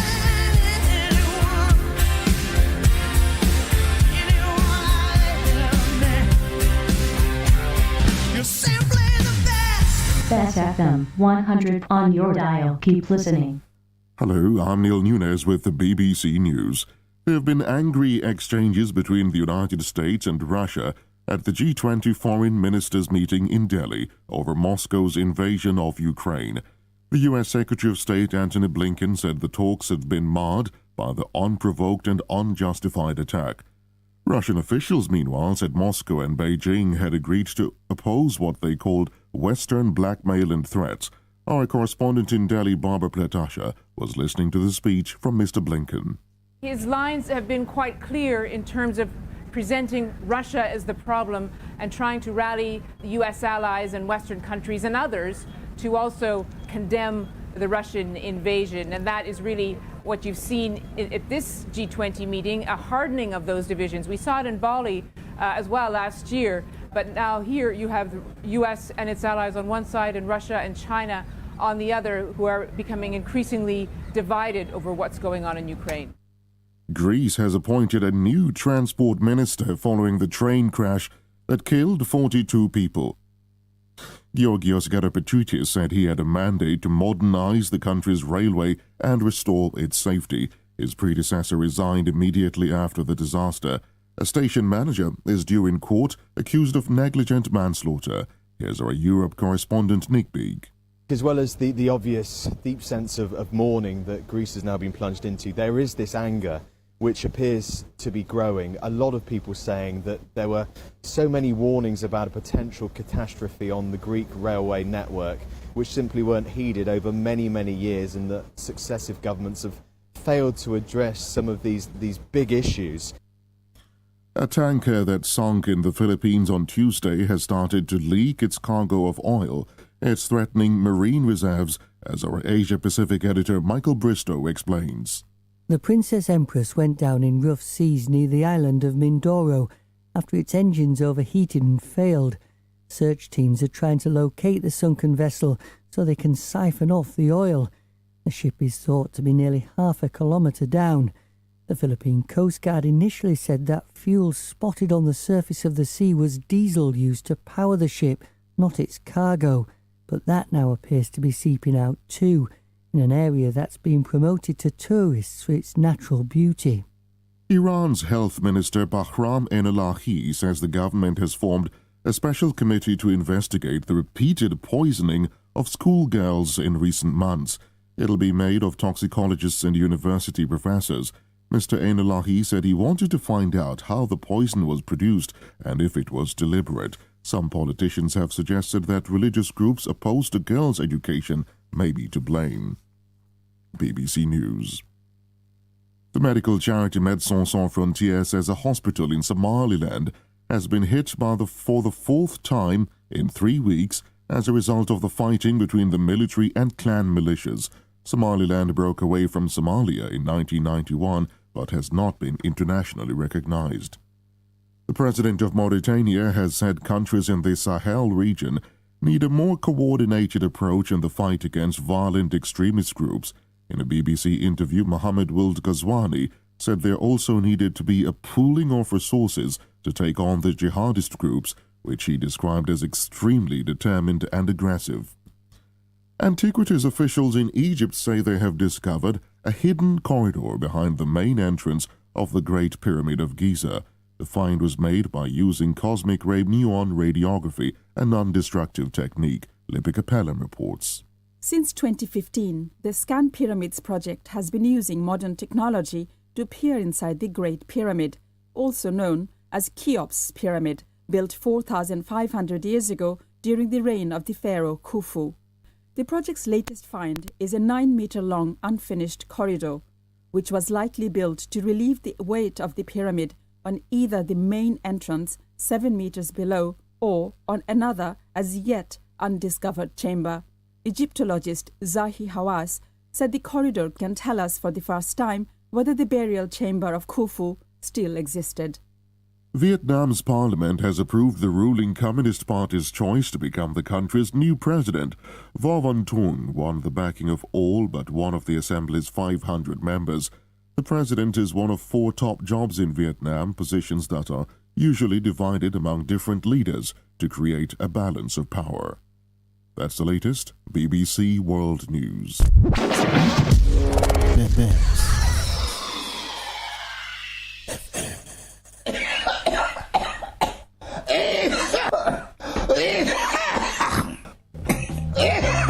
That no sound healthy at all.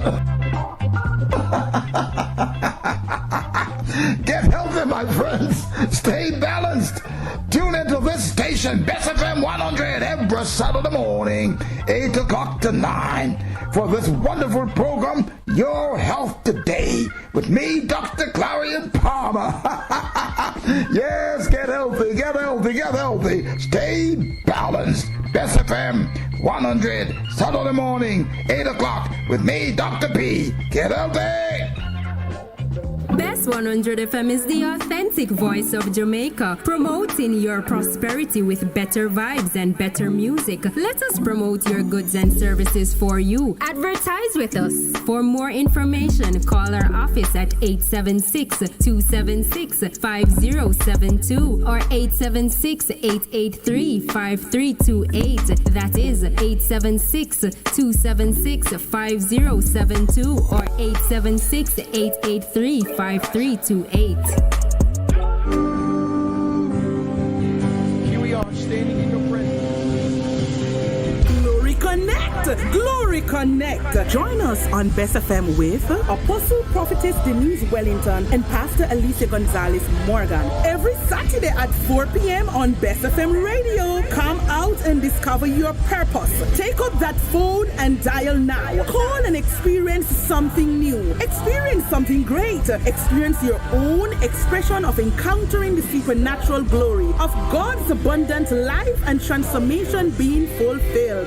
What are you waiting for? Are you depressed, oppressed, worn out, tired, or stressed? Have you discovered your true purposes yet? This is the moment. What are you waiting for? Connect now to Glory Connection. Call and experience the Word of God, intercession, healing, and deliverance. Experience something great. Receive salvation and breakthrough. Connect. Tell a friend, family, and your neighbor. See you then.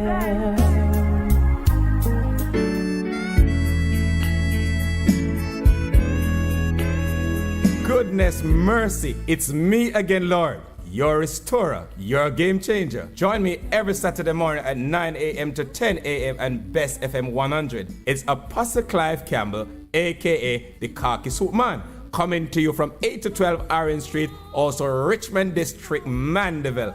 Embrace the change. Beneficiaries. The PATH payment cycle begins on February 20, 2023. Post offices and payment agencies will deliver payments based on last names up to March 7, 2023. Check the Weekend Star to find out when and where you should collect. If you miss your date, you must collect between March 8 and March 10, 2023. For more information, call PATH at 876-922-8007 or visit the ministry's website page at www.mlss.gov.jm. A message from the Ministry of Labor and Social Security.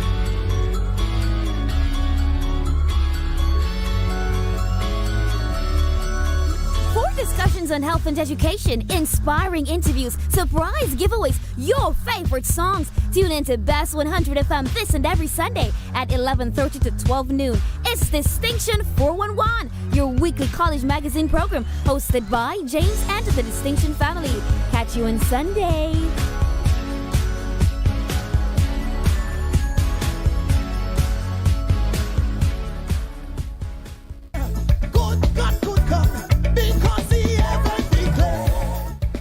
Hey everybody, Dr. Juliet D. Fagan here. I just want to invite you to join me on Friend of a Wounded Heart right here on Bess FM every Saturday, 1 p.m. until 2 p.m. Guess what? I'm looking forward to coming into your homes, at your workplaces, behind prison bars, at infirmaries, wherever you are. Shalom.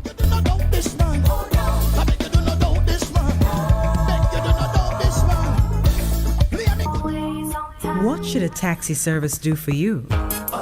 On-time taxi service is more than just a ride to the other side of town. They offer clean and spacious vehicles, reliable service, and promise to always look out for their customers. They'll come when you call and take you where you want to go on time. Need a cab from anywhere at all.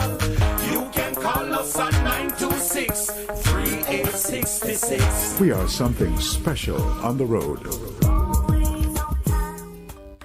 The Morning Connection is not your usual talk show. We aim to stimulate discussion and chart new paths to self-empowerment. So please join us, Minett and Percy, on The Morning Connection, Mondays to Thursdays, 6 a.m. to 10 a.m. on Bess100 FM. It's good, it's better, but nothing beats.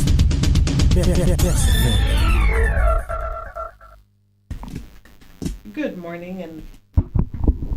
morning and welcome back. I actually moved the microphone. Just remember now that the numbers to call us are 876-619-1508 and 876-279-8473. We're opening the line so we can have some interaction this morning. I know you've been accustomed to Pastor Percival sharing and pointing the way. This morning he has company again. Although you had company most of the week. Michael was with you most of the week? No, just when yesterday. I logged on. Last week he was with me, a couple of the two days. times on the phone and 2 times in studio. Yeah, that was pretty neat. Mm-hmm. Yeah. And you know I love Michael. I've been to Michael some of the time. Michael, you tell like, cause some of the stories that Michael I know are pretty unbelievable. Michael, no, some of them, but I know of a truth. Yes. Him talking the truth. So he one of the things he did was to open up this whole thing with contracts and how corrupt the process is in terms of revealing, as an activist. Yeah. Good morning, caller. How are you today? Welcome. How are you, man? You all right, man? Hey, George. Good morning. Hey, where you been, man? This minute, where you been? On the continent. On the continent of Africa, yeah? Yes, I went to visit the mother and the father. Yeah. That's good. Communicate with nature, yeah? Yeah, well, somebody has got to keep the fire burning. Yeah, because I was listening civil rights leader, and he was just saying some things, and he was saying that the revolution start with 3 persons. Yes. Yeah. Yes. He said one is going to carry on the revolution. One will go to prison and one will die. You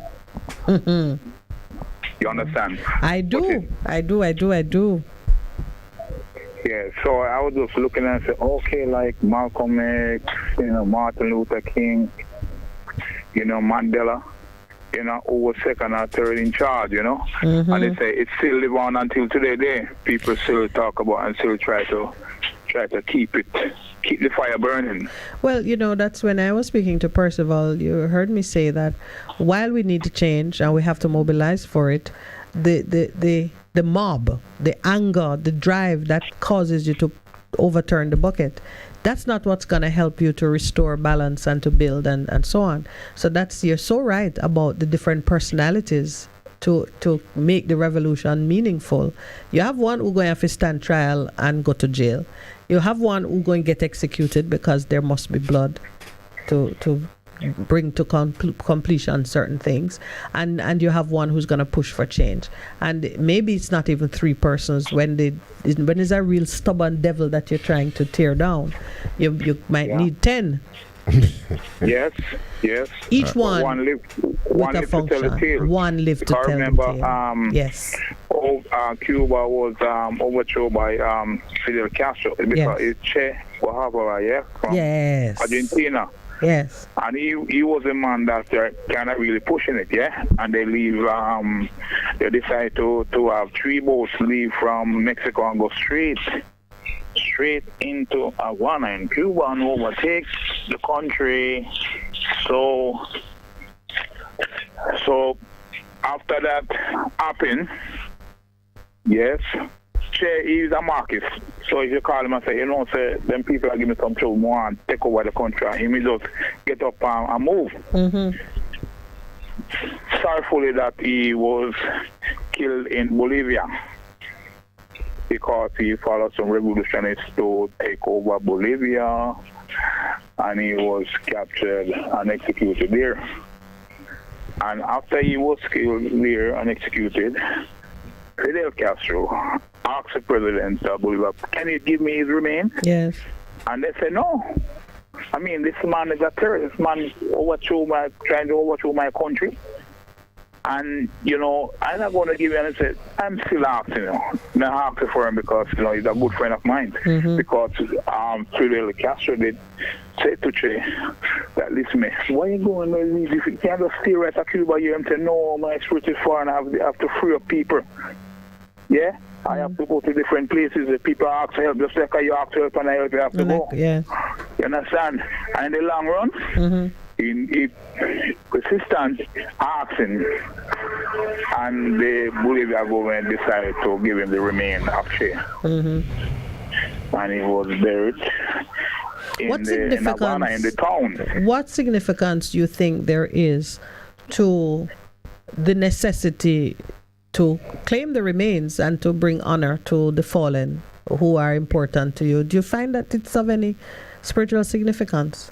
Because I listen to you and I feel like you're giving a message here. Yeah, the message is that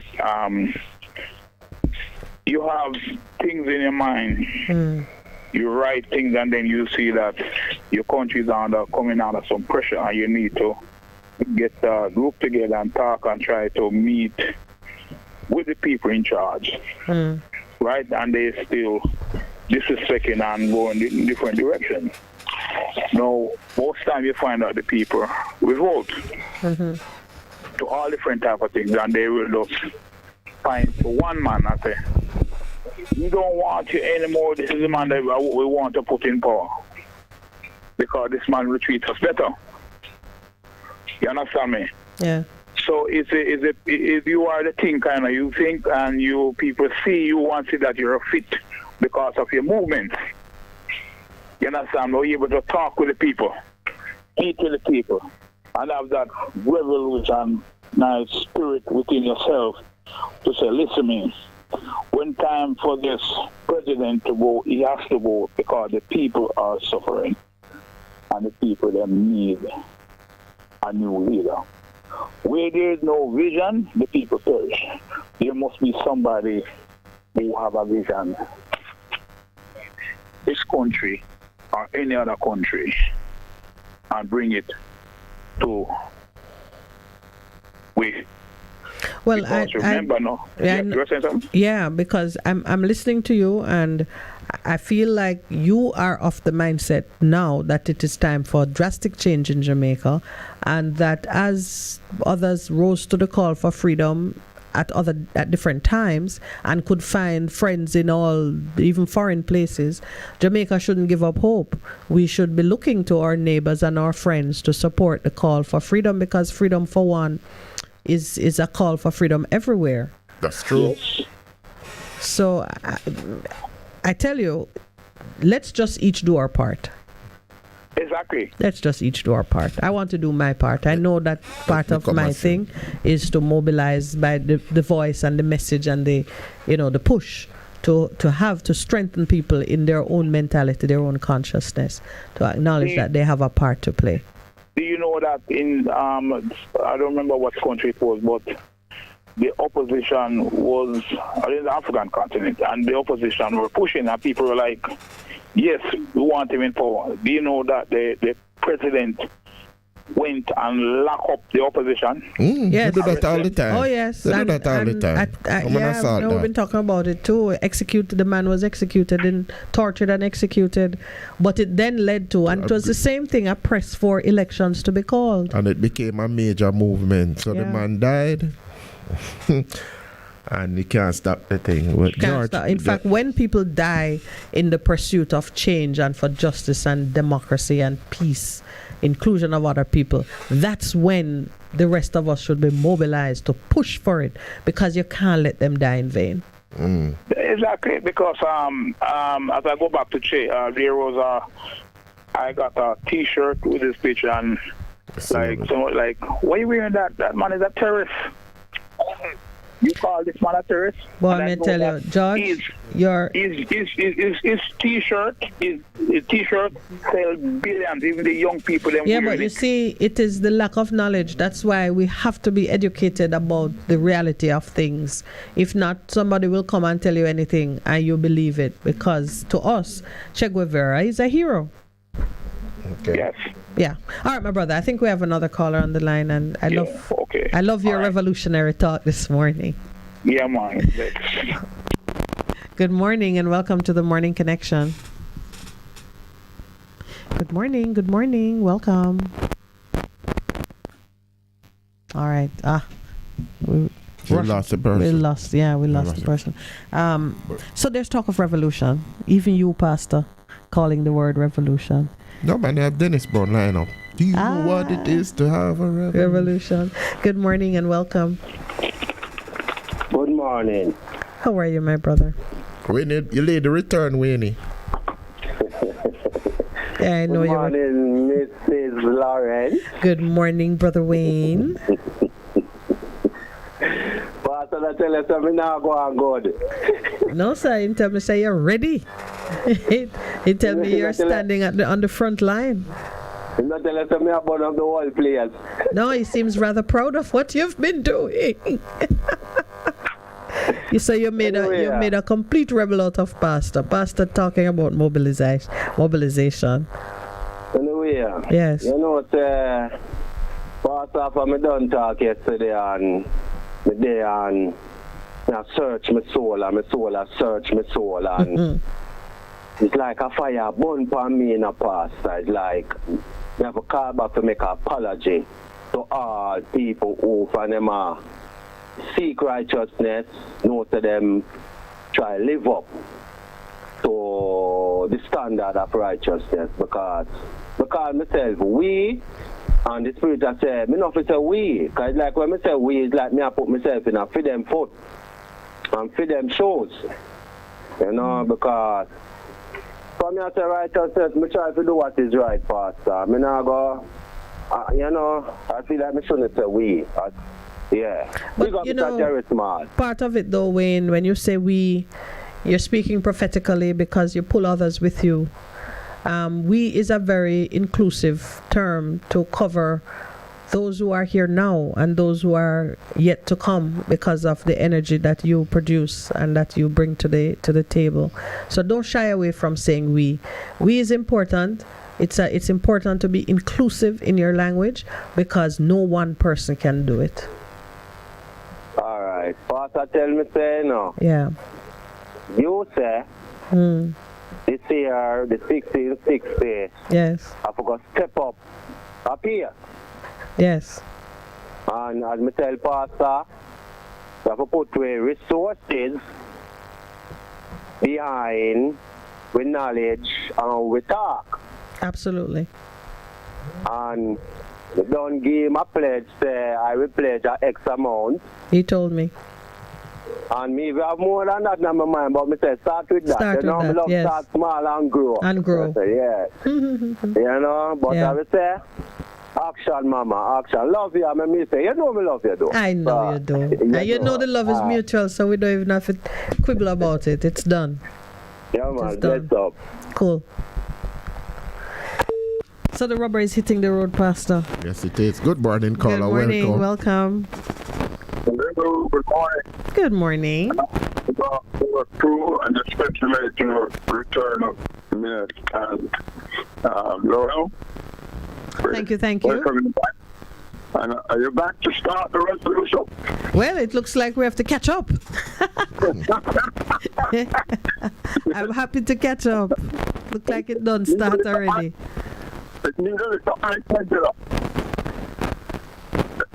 You know, I mean, Scripture tell us not to despise the day of small beginnings. Yeah. Every important thing starts small. We have a lot of work to do. Yeah. We need to strike out their lives. Before it disappears in front of our eyes. And certain people decide to do what they want, what suits them, and to hell with us. I don't think that. Yeah, the call is a bit garbled. Jigsaw, we're not hearing you very clearly. I'm not sure what accounts for it. Somebody don't want me to talk this morning because I lost your connection. Ah. Okay. Anyway, soldier on. We're going to make the best of it. Okay. We need to demand our local government election. Our children, on it. I think I need to get the speaker. So. Oh, yes. That's better? Much better. Okay. All right, so I don't know why the opposition not garnering some support and some mobilizing some action. I said before that the issue with elections is that it's all about winning the election. If one side not confident that they're gonna win, there's no urgency in the call, and we're at a place where the government and the opposition seem to have the same lack of confidence in the outcome. Yeah, because if the opposition were convinced of its readiness, they are the ones who should be pushing because they carry that responsibility. The parliamentary opposition carries that responsibility to be the front line in the defense. But for me, to see the people themselves recognize that the failure to call election is a threat against our own involvement and participation in the process, it is a real threat to our independence, to our democracy, then it is the people who are going to have to rise. And that is what's going to begin. But what I'm saying about the opposition, they're missing a trigger, an opportunity for mobilizing action. Yeah, but I'm explaining to you why I think that is so. I understand that. Yeah. But it's not just about having the election that I'm talking about. It's giving the opposition opportunity to mobilize so that they can get in front of the people and see where the support is and see what they need to do to up it. Can you build a vision of a new opposition? Because if you find that the one who's holding the spot is not doing what it should, the people need to give birth to a new opposition. Oh boy. Yeah, it's birthing time. Because imagine that you have someone appointed to the task and you, the people, can see the necessity for that one to move and he's not moving. Yeah, because walking out of Parliament is just the start of what action should take place. I mean, that is symbolic only. That achieves nothing because, strictly speaking, when you walk out of Parliament, man, go and vote and take a decision behind your back. Yeah, and ready to behind your back. Yeah, so because you walked out. So, hey, that's like abstaining from the vote. Yeah, that's it suits their purpose. Yeah, and it is driving the energy that is amongst them. Well, you see, and now listen, man. I think it is a good thing for people to realize that we must produce our own results by our participation, our advocacy, our movement. We produce our own results. It's a beautiful place to be in. We now need to seize the opportunity. May I say we, like Wayne. Let's get up and move, folks. All right, sir. I'm going. Phil Percival is going to brief me. Every mickle makes a muckle. We're going to be muckle making. All right, then, Jigsaw. We'll point to our 8:30. All right, we'll take our break and come back. So, Percival.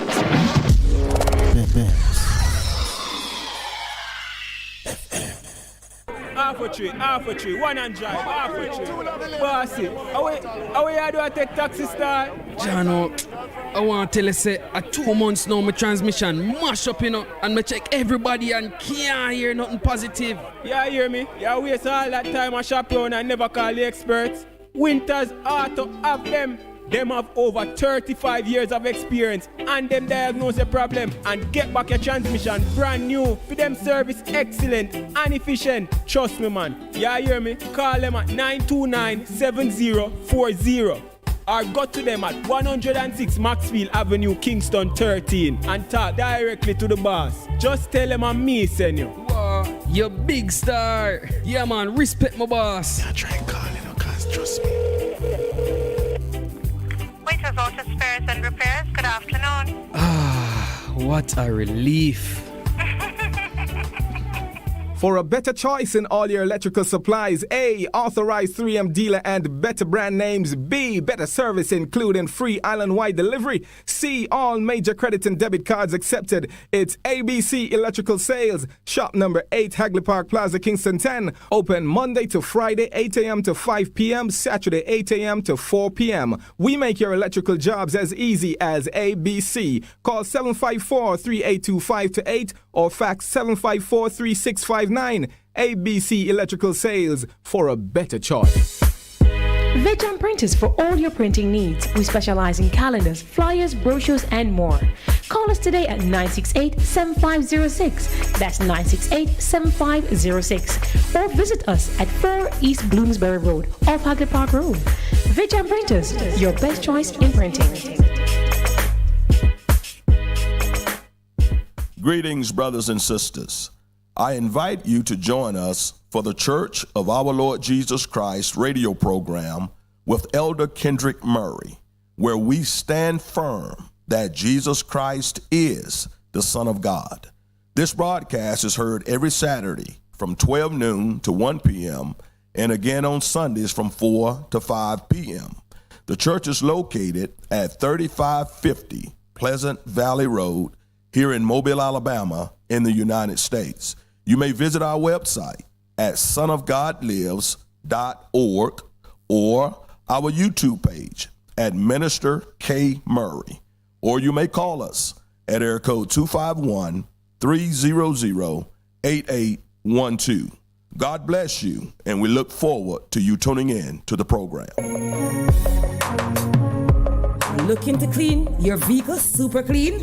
123 Clean Car Wash, located at 2 1/4 Osborne Road, Kingston 10. Entrance on Grove Road, below Tropical Battery. They wash and vacuum, undercarriage wash, engine wash, polish and compound, shampoo and detailing. Call them at 876-631-3400. 123 Clean Car Wash, the best in the business for a cleaner wash. 1, 2, 3, believe me, it's so easy. 1, 2, 3. What should a taxi service do for you? On-Time Taxi Service is more than just a ride to the other side of town. They offer clean and spacious vehicles, reliable service, and promise to always look out for their customers. They'll come when you call and take you where you want to go on time. Need a cab from anywhere at all. You can call us at 926-3866. We are something special on the road.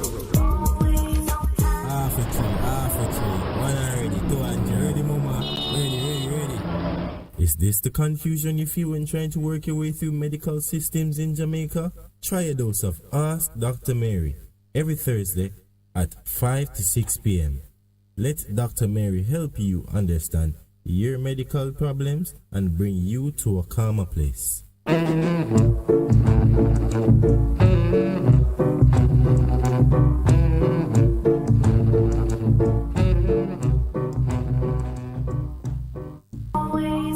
What should a taxi service do for you? On-Time Taxi Service is more than just a ride to the other side of town.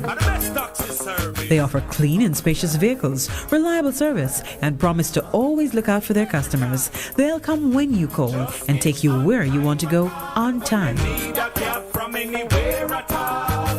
You can call us at 926-3866. We are something special on the road. The Morning Connection is not your usual talk show. We aim to stimulate discussion and chart new paths to self-empowerment.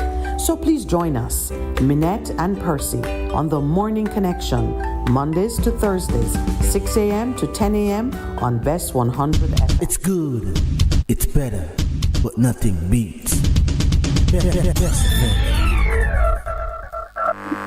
Morning, welcome back to The Morning Connection. Hi. Good morning. Rose, how are you?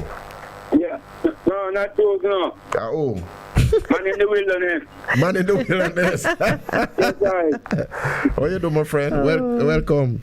What's up? Yeah, man, I'm doing great, man. A long time not deal with the item. Yeah, me Oh, notice. it's good to hear your voice. Yes, ma'am. And but you know what you know something we're troubling all the while. How me hear the people when they talk about the opposition weak and the opposition justice and the opposition that. When we the people are the opposition. Okay. And we to oppose to the things where this man have them people are going with. And we are take it and talk about opposition weak. And we most labor right attack, you know. Well, I agree with you that it is really the people's business. It's the people that support the government, and it's the people that should oppose what's happening when it is going in the wrong direction. That's not about this minute. I agree with you. Yeah, because we see the things are coming up. We see like when rain are set up to coming up. And we say, see there, rain that, and easy rain, a terrible rain to flood out the place. And the people them come like them not see. But again, I say, boy, I look like them blind them blind with the mind, blind with mind. To the mind blind with the chance with the eye. Well, yeah, that diagnosis you've made is accurate. Because when we are so accustomed to seeing things in a certain way, when the picture changes, it's like our mind can't deal with the new picture. We're only seeing it through that kind of narrow. Yeah, and there's a process to bring truth and to bring the reality into sharp focus. That's not about me. That's why I see. That's why I say me like you know. You know, but then sometimes now me I say, boy, love, I love you, hate you, but I want you to be Wilderness man, what are you talking about on the national radio? It gone lyrical on me. No, but you see, sometimes, the truth. Jesus said that thing he said this is a hard saying. It's hard sometimes to hear the truth of a thing because it pushes you now to do something. Yeah, and I tell you, even right now, it's right now. Yes. So me see it go on. It's like me have to go take the line on my own and start defend myself and clear it. Chop out the bush them around me and then now them all say, me them all come for police or come back and lock me up.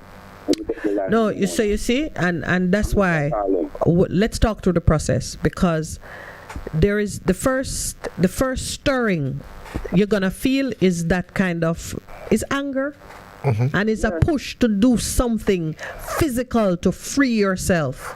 Yes, ma'am. That's the first thing you're gonna feel. Yeah. But we talk about having the sober mind. A person who is acting in a sober way begins to calculate and assess, what can I do that will also preserve my safety, my well-being, so I don't get consumed by the anger or the rage I'm feeling. Yeah. So you have to channel that energy now into very calmly and coldly calculating, what can I do? And the first thing that's going to come to you is, if I do it by myself, I am at risk. But if I bring others with me, we cover each other. That's why mobilizing is so important, even though it takes time. Yes, ma'am. That's not about long time. So yeah, we have to mobilize ourselves. We have to centralize and organize. That's I think what we have to do. Yeah, but guess what happened now? You, my brother, have to develop the communication path with your neighbor to show him that the thing that's keeping him down, the reason he's not progressing, the reason his children can't get beyond a certain point, it is not what he's looking at, which might be, well, I don't have land and my neighbor have plenty. You have to look beyond it to identify what are the things we need to change. The truth of the matter is, we live in a country that is very well resourced in some basic ways. We have enough land, we have enough water, we have good soil. We should be able to share that evenly amongst ourselves and survive. That me talk about. So it comes down to governance. Then tell them want we have ID already, with identification. When you get the national ID, if you're in national ID, then say it, you know. Yes. And get our cover with nationally and locally. And from them get your fingerprint and we name and everything and have it. So when you come on, them all say them don't know me. Mm-hmm. Yes. Or worse yet, they didn't make any provision for you. So you live in an area, but the hospital can't accommodate you. You live in an area, but there's no school for your children. You live in an area that you need to traverse to and from, but the road no good. Yet they know that you live in the area because they counted you.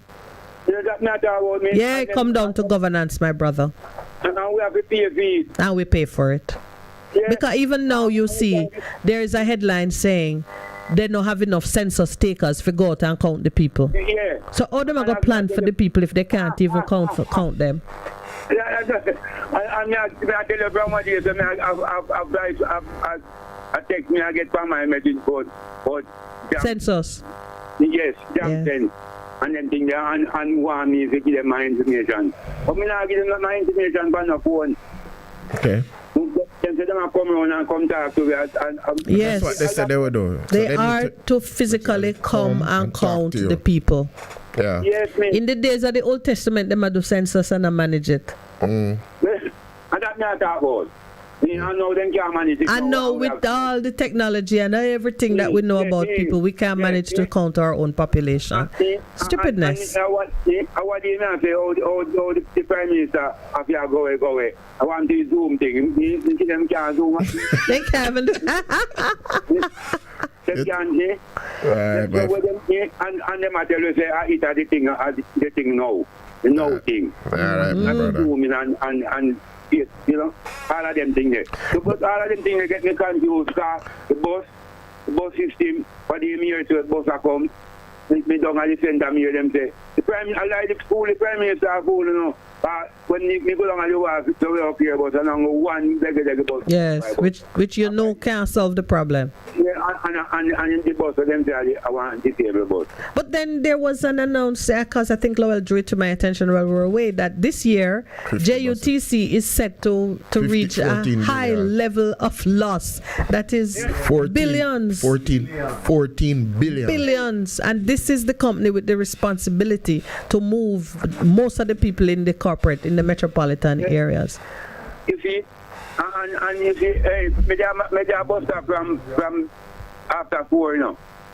And you see, a one bus pass where it goes into the 2 ram because the bus there nowadays. Jesus, yes. One bus load can hold and pull 2 buses, you know. Yes, the way they write it, I mean, that is public health risk, danger, everything you can talk about. If a bus should ever crash now, God forbid, I would probably do the whole damage what would happen to the amount of people because the bus they ram up, you know. I want to talk about even the police. I will thing we talk about, you know. Yeah. I watch it now. The police them know them in myself. Me see them did a plan for the gunman them when I community the police. That's them to control the community and the police. So from here I say them what this? How the gunman to go control the community. So them do not want the gunman put fear in the people and the community and start rule certain people so you can go certain way. I tell them this long time say they want to have way like lamb to slaughter. Have way some in other pen, some to slaughter, some to breed, some to grow. And I tell them have way. So that's the police them now. The police them now come for the bad man them. we the citizens never come from. Yes, they have power against. They have power against the citizen who is unarmed, but those who, it's it kind of boiled back to the same thing that you touched on earlier. Every aspect of public life, you're seeing dysfunction, and it's really the people who feel the brunt of it that need to protest and to push against it. Yeah, and me I tell you, it's all in my yard. We have a refugee camp in my yard, we have one house on the way where appear underage baby mother in it. Oh. And underage girl where we have a son baby mother. And them to go to school and them not go to school. And I call get your blamed. Then so we call 211. When we call 211, them hang up on me. Yes. But me can't get no service from the government at all. None of them, no way at all. We can't get no service. Holding trust. Them when look how long not to holding trust. Yes, I remember you had mentioned to me. They say you're not eligible to get anything. Yeah, but eventually now make some people help me and make me get that money 2 years ago. Okay. And give me 80,000. See how long we are to. And so me so them we can get. So when I come this year, we sign up again. Them all say me too old, too over here. So all that.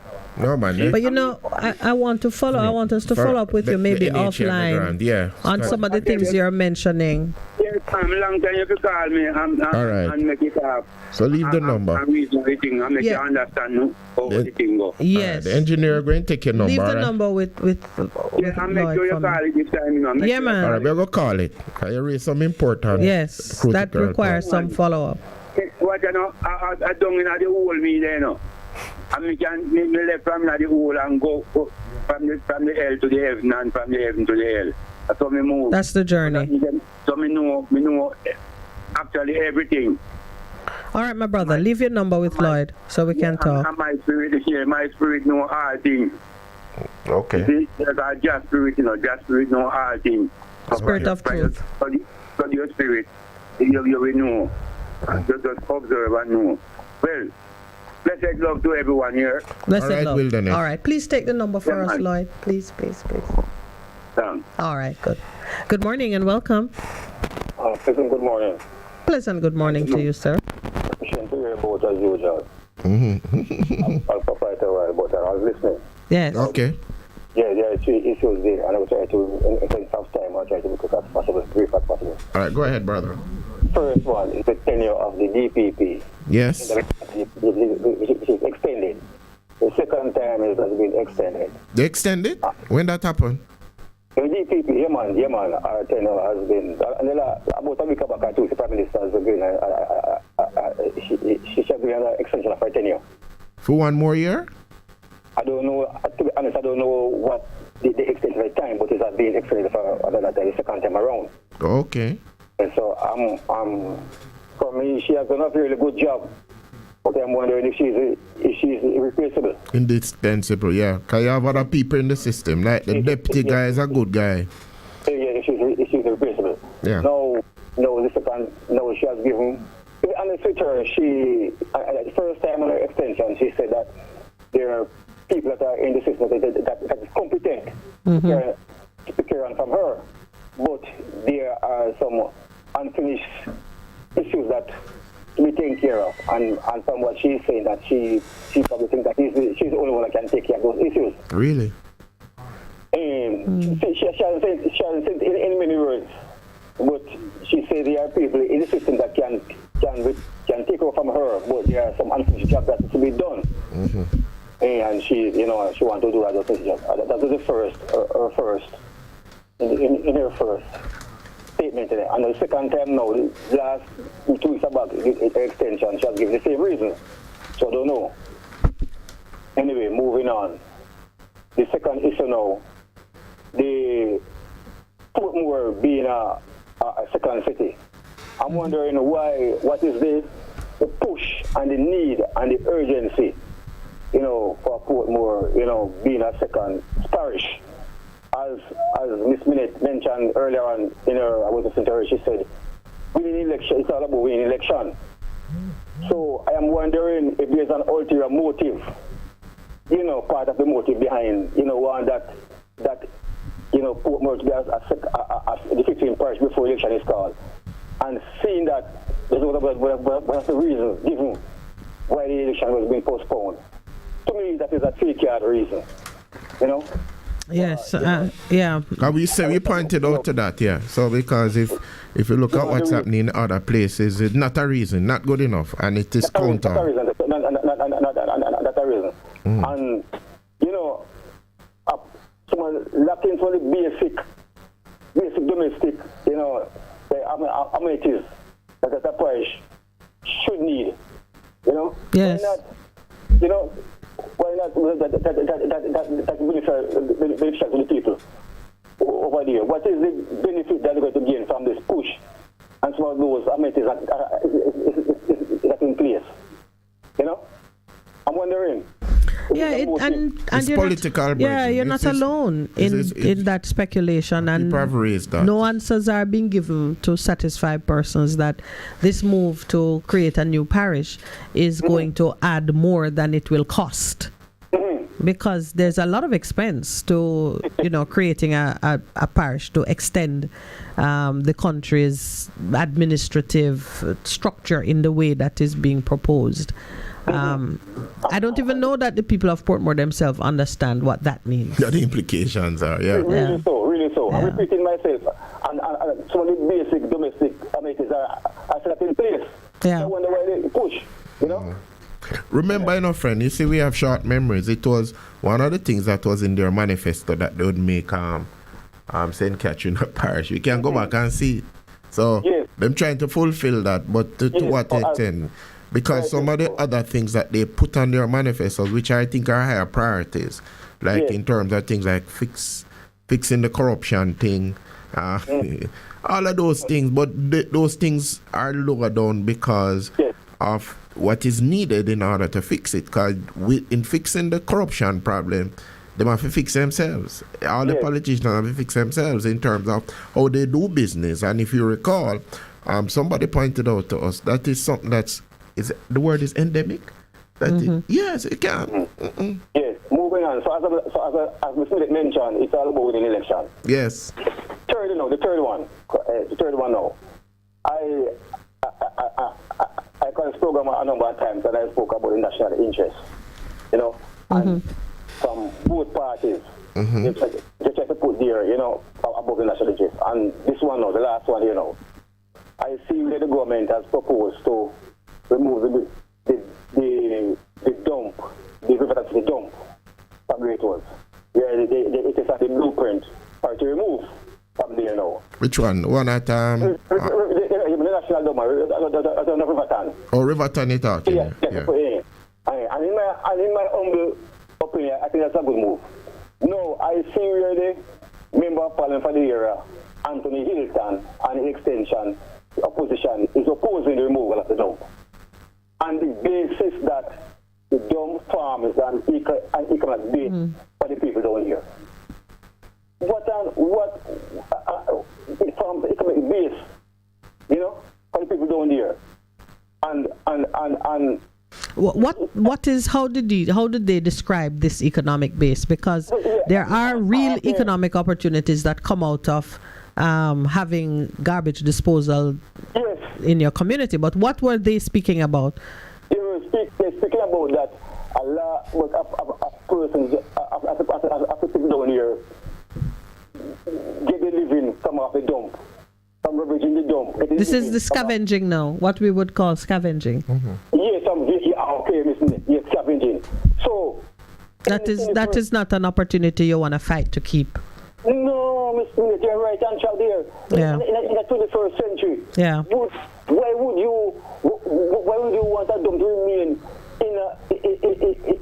among the inhabitants? Well, but on the other side of it, because remember, garbage has become a major thing in terms of people using recycle. Yes. Right. So but the scavenging part is different. Yeah. So because there are a lot across two administrations, if my memory serves me correct, they have put plans on it in terms of turning what is generated in terms of generation of electricity and so on. But scavenging can be a economic. That's not a profession. Yeah. They should be seeking to train people on how to sort the garbage, separate it, push what is to be recycled into the right place. That's because that's a job. Yeah, that's what I mean. In some countries. That's a job. Yes, and from what I understand, because they don't there in the middle of the residence there. Yes. That it has impacted a number of them health. Yes, and that's a major concern. Yeah, the major concern. It has impacted a number of them health down there. With the burning, because from what I understand, you don't have to be released from time to time for them to get to possible scavenging. And then the fumes coming from the dump has impacted a number of residents down there. Yes. So even on that basis, and then what I understand is that the larger percentage of the population down there get living from the dump. It's a half a population get the refugee dump down here. Yeah. And the dump has been happening like some misguided few down here. Right. Yeah, that's true. No, the treatment of our garbage disposal is a scientific thing now. Yeah. So on that basis, I don't think the opposition should oppose the removing of that dump. The question is, all right, you move it from there. So what you are speaking to, so we are agreed on a simple principle that garbage is become a major economic activity. All right? There are persons, whether we like it or not, who do a lot of scavenging. But what Minett is advocating that people need to be trained if they're going to do it. But the question now is where you're going to put it, and you need to do a major study. And I know that studies have been done. And people have put money and said, we're willing to do this and so on. But I think why some people are raised concerned, is the vote thematic. But anyway, leave it at that. That's what it is about. Although they fail us sometimes, but the government has said that they found a reliable location to place it down. All right, so we need to find that. Say that. Okay, thank you so much. You're welcome, my brother. Yeah. Can we take one more call before the break? Good morning and welcome. Hello, good morning. Good morning. How are you, Respal? Yeah, I'm good. Nice to be back. Okay. Land, she started troubling me already, but that's all right. That's only because I missed him. Okay. First, I want to big up the people in the diaspora. Yes. Yeah, because enough people are listening to us. That's what I've discovered, That's what I discovered recently. Yeah, man. And we can't do it without them, True. We can't do it without them. Remember, I spoke to you, I don't remember if it's Monday past, and I told you about going to Haiti and telling people about election. Oh, yes, you raised that concern. That is what the people them saying in Haiti. Okay. That is what the people them saying in Haiti said. How can a man come and tell him about election? And then I hold him election. and now run film election. Oh, my Lord. And film election due from 2020. Oh, my Lord. And go run the election. You know what I mean? So you see all the while that them doing, them go around and then, I'm wondering, is any administration that get the amount of money to spend like this administration? Well, not before. We've hit some new levels now. In terms of collections and that point is crucial, because the field that was rolled for them was so good in terms of being able to collect money. And the question is what it is that they've done with it.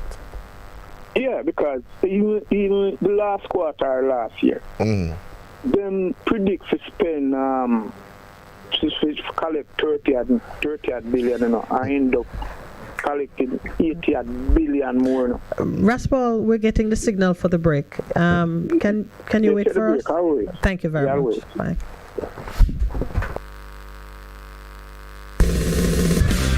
You're simply the best. Better than all.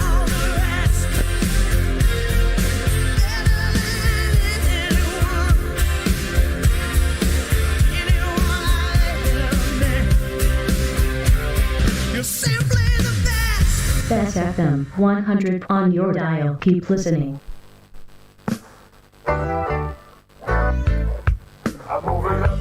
Bess100 FM presents the Mature and Moving Up Show with Lascelles Butch Chen on Thursdays from 6 to 9 p.m. Welcome to this pioneering radio program on our continuing worth in our maturing years. Compellingly defined to educate and liberate the younger generation. Tune in and welcome. Your taxes hold. Let's get digital this tax season. File and pay your final income tax return for 2022 and estimated return for 2023 due on March 15 with tax support in so many ways. Start connecting with us through our web hub at jamaicatax.gov.jm, Customer Care Center 888 Tax Help or Special Taxpayer Assistance Program. Tutorials available online. All income tax returns, including individual, must be filed online and on time by March 15. Tax Administration Jamaica, changing the way we do business. Do you need reliable health care? We have it!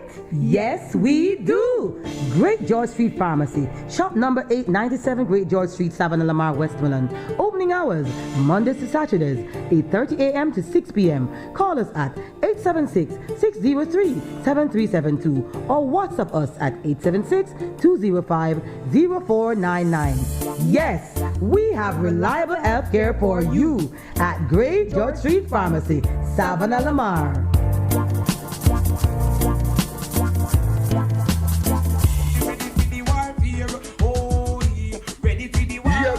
Jamaica and the world, you want us back? We are back. The True Deliverance Ministry, led by me, the Prophet Mark Stewart, right here on Bess100 FM. This and every Thursday night from 9 p.m. to 12 midnight. Yes, it's War Room Thursday. Come on out and join us, each and every one, on Bess100 FM, 100.1, 357 and 9. Come on out. Join me, the Prophet, Reverend Mark Stewart, and of course, the boss shot, Apostle Marshall. Come for your healing, breakthrough, deliverance, the prayer, the miracle, the word, the testimony, and so much more. Yes, my friends, Bess100 FM, War Room Thursday, 9 p.m. to 12 midnight. Join us. We are going to lick it till it busts. Ready for the warfare. Ready for the warfare. Hello. Pastor Howard Palmer here, coming to you from New York City this and every Saturday morning, 6 a.m. to 8 a.m. That's right, 6 a.m. to 8 a.m.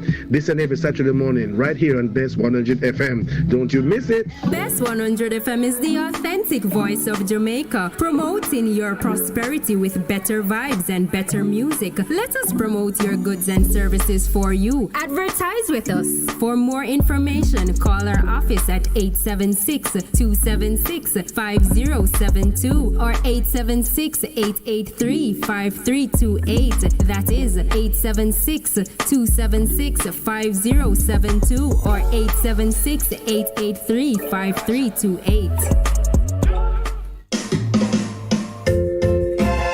Having trouble getting parts for your Mazda? Maljam Auto Parts is your solution. Find Maljam at the new and convenient location off Upper Waltham Park Road at 9 Kingswood Avenue. Maljam Auto Parts, with over 25 years experience, providing all Mazda parts, new and used. Call 923-4389 and 461-1786. Maljam Auto Parts, serving your Mazda needs. Here we are, standing in your presence. Glory Connect. Join us on Bess FM with Apostle Prophetess Denise Wellington and Pastor Alicia Gonzalez Morgan. Every Saturday at 4 p.m. on Bess FM Radio. Come out and discover your purpose. Take up that phone and dial now. Call and experience something new. Experience something great. Experience your own expression of encountering the supernatural glory of God's abundant life and transformation being fulfilled. What are you waiting for? Are you depressed, oppressed, worn out, tired, or stressed? Have you discovered your true purposes yet? This is the moment. What are you waiting for? Connect now to Glory Connection. Call and experience the Word of God intercession, healing, and deliverance. Experience something great. Receive salvation and breakthrough. Connect. Tell a friend, family, and your neighbor. See you then. It's good.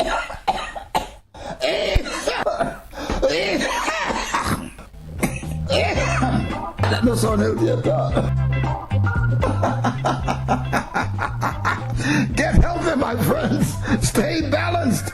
Tune into this station, Bess FM-100, every Saturday morning, 8 o'clock to 9, for this wonderful program, Your Health Today, with me, Dr. Clarion Palmer. Yes, get healthy. Stay balanced. Bess FM-100, Saturday morning, 8 o'clock, with me, Dr. P. Get healthy. Bess100 FM is the authentic voice of Jamaica, promoting your prosperity with better vibes and better music. Let us promote your goods and services for you. Advertise with us. For more information, call our office at 876-276-5072 or 876-883-5328. That is 876-276-5072 or 876-883-5328.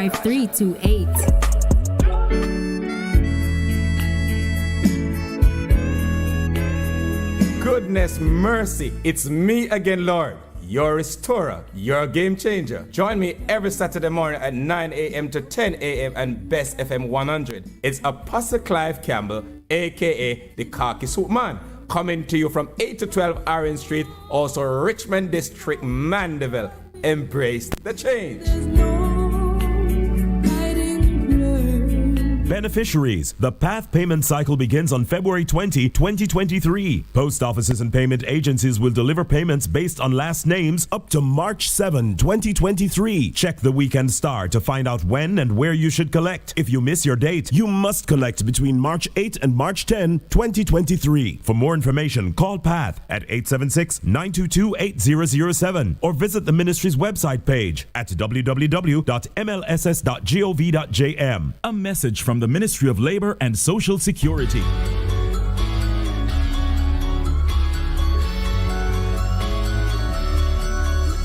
Discussions on health and education, inspiring interviews, surprise giveaways, your favorite songs. Tune in to Bess100 FM this and every Sunday at 11:30 to 12 noon. It's Distinction 411, your weekly college magazine program hosted by James and the Distinction family.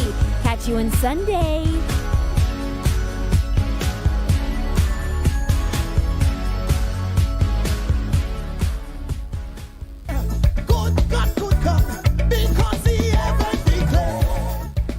Hey everybody, Dr. Juliet D. Fagan here.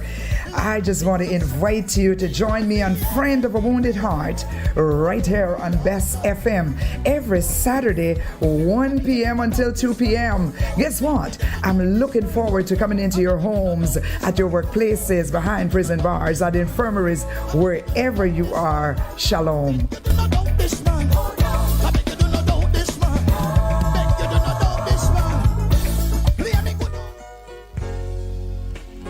Nothing is Impossible for God is a deliverance ministry dedicated to the preaching of the gospel and the healing of the sick. Here on Bess100 FM, Sundays at 12:30 to 1 with Reverend Neville Hutton Pastor. Your life will never be the same. Pray for the prayers and receive God's deliverance ministry. This program is sponsored by PJ Distributor at the corner of Main Street, Santa Cruz and Market Street. For prayer, call 828-4413. Luke 1:37, Jeremiah 32:17 said, nothing is impossible for God. God bless you, my friend. It's good, it's better, but nothing beats. Good morning, welcome back to the Morning Connection. Percival Palmer. Yeah, thanks for holding us, Paul. You were saying, so I did was to... I like the advertisement, you know, because it shows that, you know, your program going, you know. All right, that's good. Man. So I was saying, this administration, has collected significant revenue. get the most call it the most money from the diaspora. You know, they get the most. I think they get the most money from IMF too.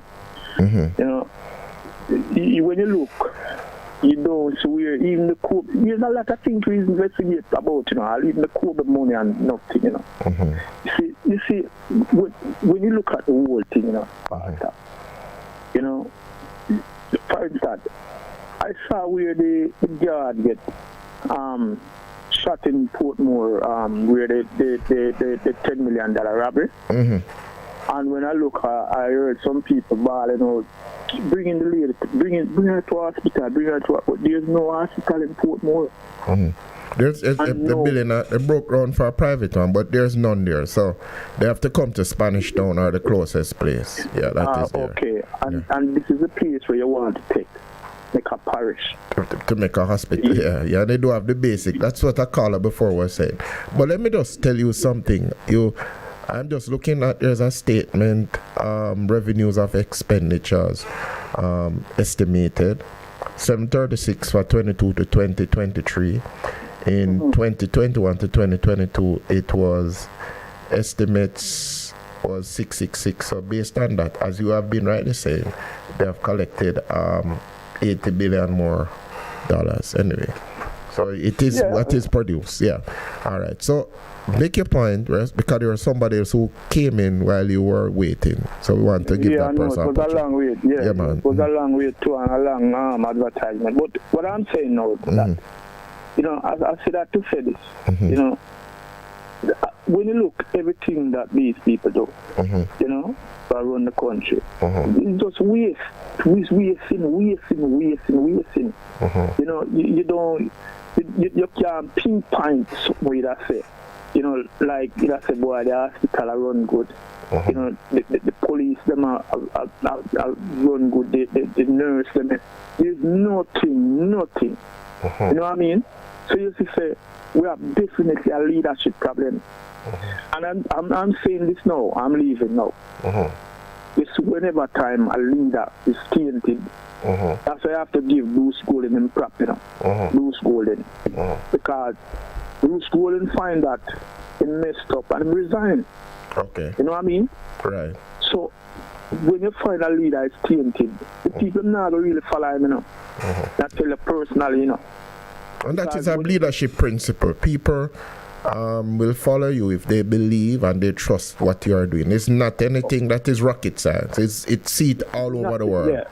Yeah. You know what I mean? And if I come at your church, pastor, and I heard that you messed up on me, I will stay there listen to you. You know? That's true. I tell you, I'm not, because I will say it's a waste of time, you know. But I'm not to know God and at the same time, in my pedophile and mad. You understand what I'm saying? You know, so, but I don't know, you know. Yeah, but you know, we have to just keep fighting. All right. But the flip side to that thing, if somebody mess up and them repent and change, the God that I know, him always mercy, because look at David, the greatest king. But the truth is you have to recognize that something gone wrong, repent, and do work to bring about so people can believe that you have changed. Well, thank you. Yeah, but it comes a time to, you know, when you have to really look in yourself and say, this thing bigger than you, you know. That's true. Look in the mirror. And if the thing bigger than you have to just allow it. Ah, that's true. You know what I mean? Yeah, that's part of the honesty. Blessing, Raspal. Yeah. Good morning. Welcome, caller. I'm going solo. Yes, morning. Good morning, Pastor. Enlightened, yes. The lovely lady has left? Yeah, she had an emergency, so... Oh my. Okay, that's no problem. Yeah, the chairman of the Police Federation was at a radio station. And he was saying that the vest that they have been issued with seems to be substandard vest. You know, the government they're not providing them with the proper vest. That's why the unfortunate incident with the police that got shot there, and you know, he has got some serious injuries because of probably around the type of equipment, the type of vest. No, a source told me, so that I respect, that the Minister of Security was on a program, and he was saying that the vest that the policeman had, maybe the whole vest the policeman was wearing. The whole vest? No, what I would want to find out is that policeman, did he have two vests that he could choose to wear one, the old one instead of the new vest that he got? No, because let's just look at it. There are not enough vest ground to put a ballistic vest on every single policeman. So that is out of the question. It's just that, as I'm say, you rightly say it. Him not have a choice. Is what him get, him wear. So then we must start this PR and this propaganda that we because them tell you them buy ship and now the ship them can't come because the ship them don't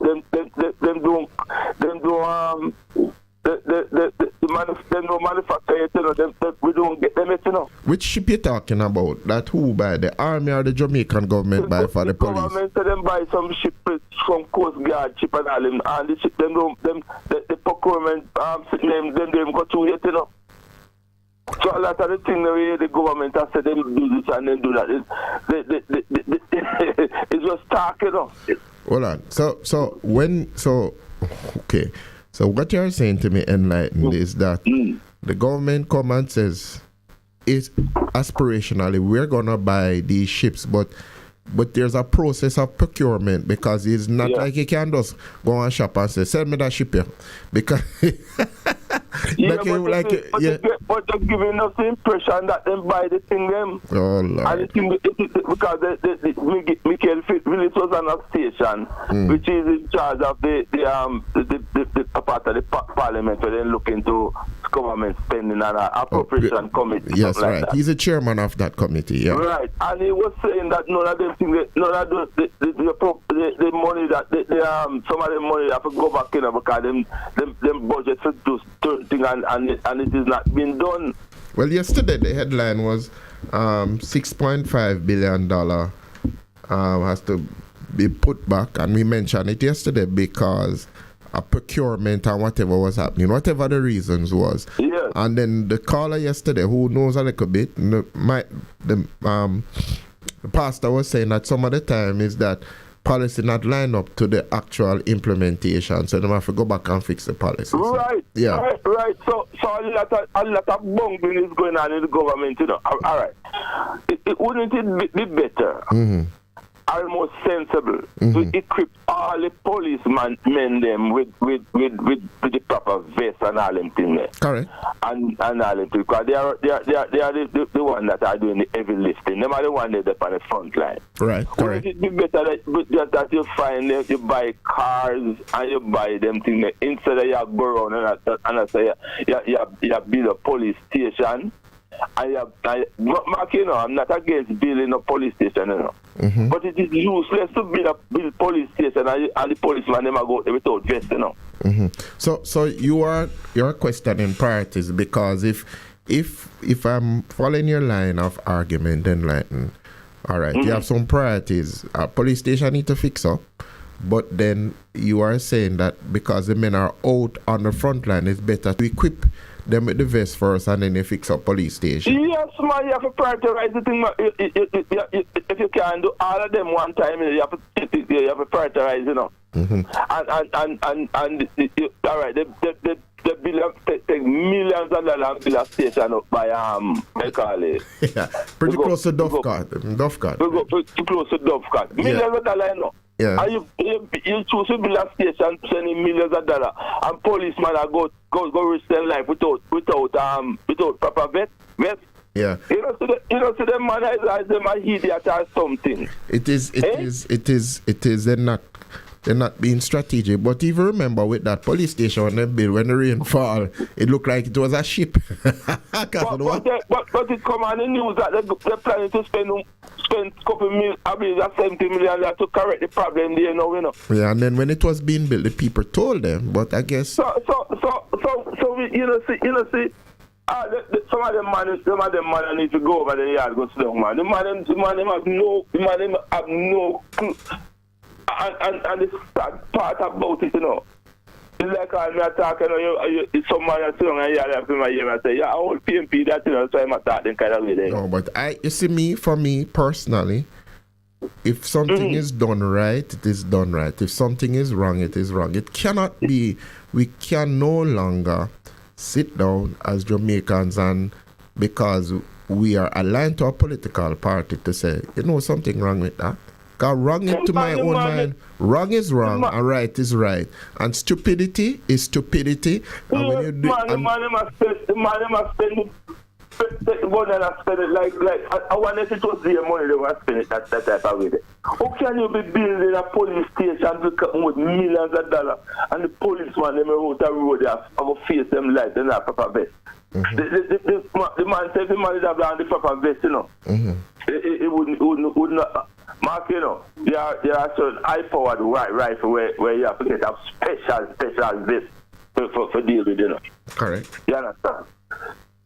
So sending the police, sending people's children and people's husband and people out there to go face them type of gunman without the proper equipment. And then you take more $1 million say a build police station and the police station can't work.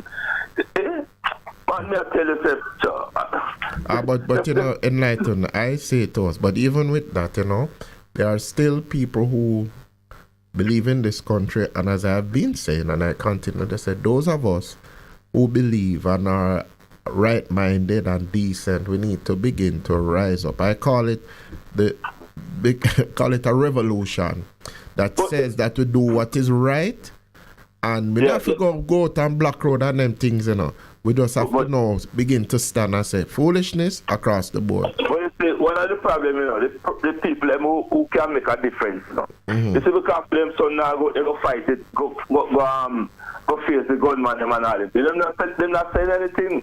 Yeah. The place out there, when you see the other day, when the place out there, the one of them farmer, when them says get the circle wagon, the one of them circle wagon for protect wholeness. With the thing with the integrity commission and all them things them don't see that the government are taking money, the taxpayers' money at this country and waste it, spend the money all kind of stupid way, right? And the priority school are 40 children inside of it. In a classroom, right? yeah. 45 people in a one class, right? When you go to the hospital, when people go to the hospital, you can't get treatment because there's no drug, there's no this, there's no that, right? And almost millions that the government get. And when you go in a parliament, they might beat this, boom, boom, boom, boom, boom, boom, and they go like them doing anything. And they're not doing anything, and the poor people out of this country are suffer. When you go to the hospital, you can't get nothing.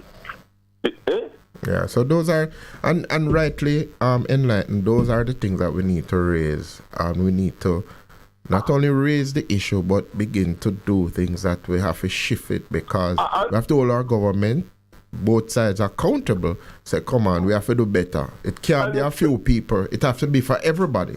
And that is my line of reason. It has to be for everybody. It can't just be for one person. The sad thing about it, you know. The sad thing about it, you know. People, the small man who is suffering, and him is the same one when it's time for me to see him jump up and chuck and all him to go vote for them guy to make them live big, you know. That's all we're doing, you know. Voting for these guys that when them drive through, you see them with police escort and all them things. Them not do no work. All is not do no work, you know.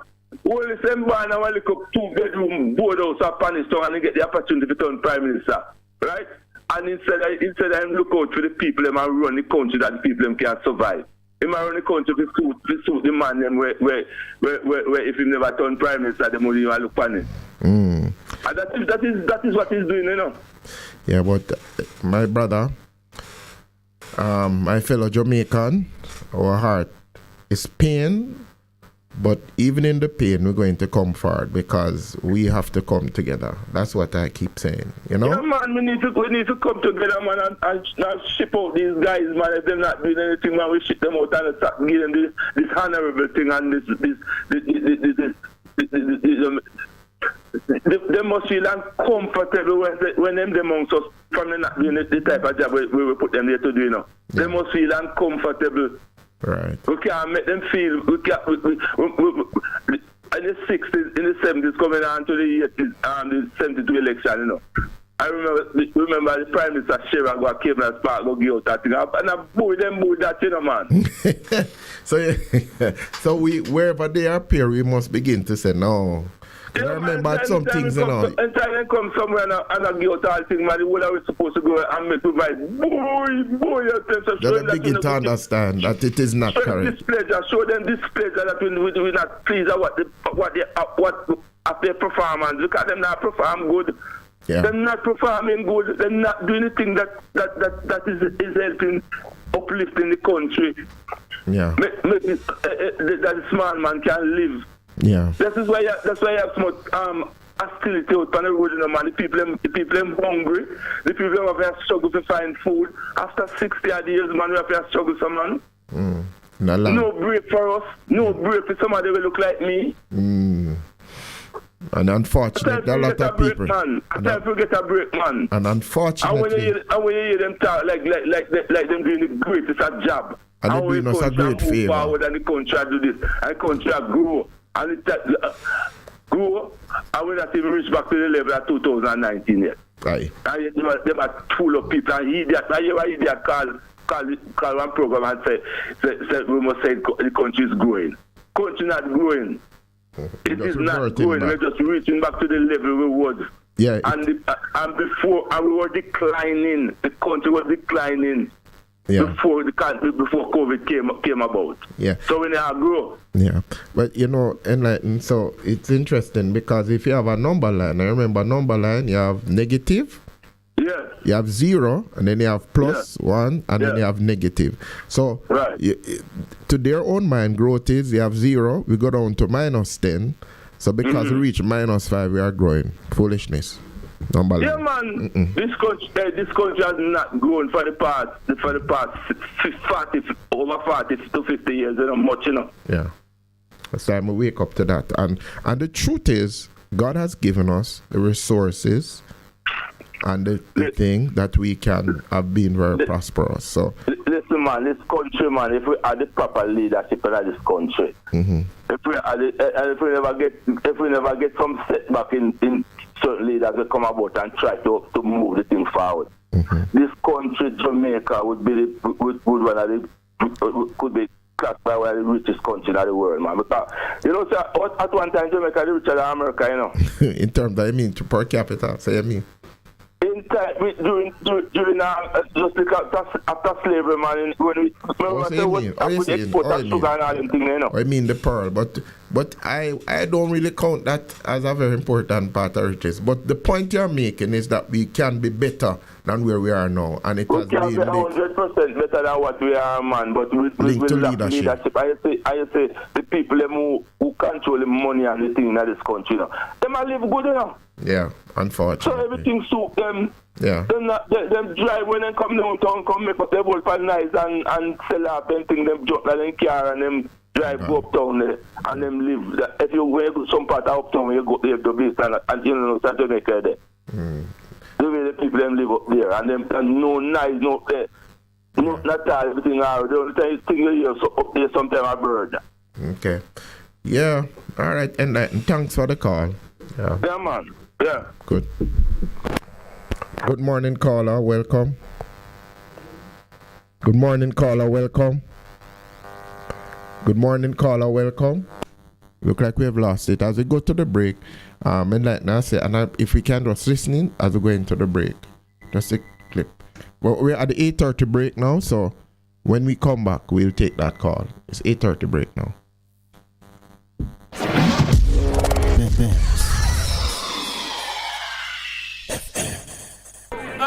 Half a tree, one and drive, half a tree.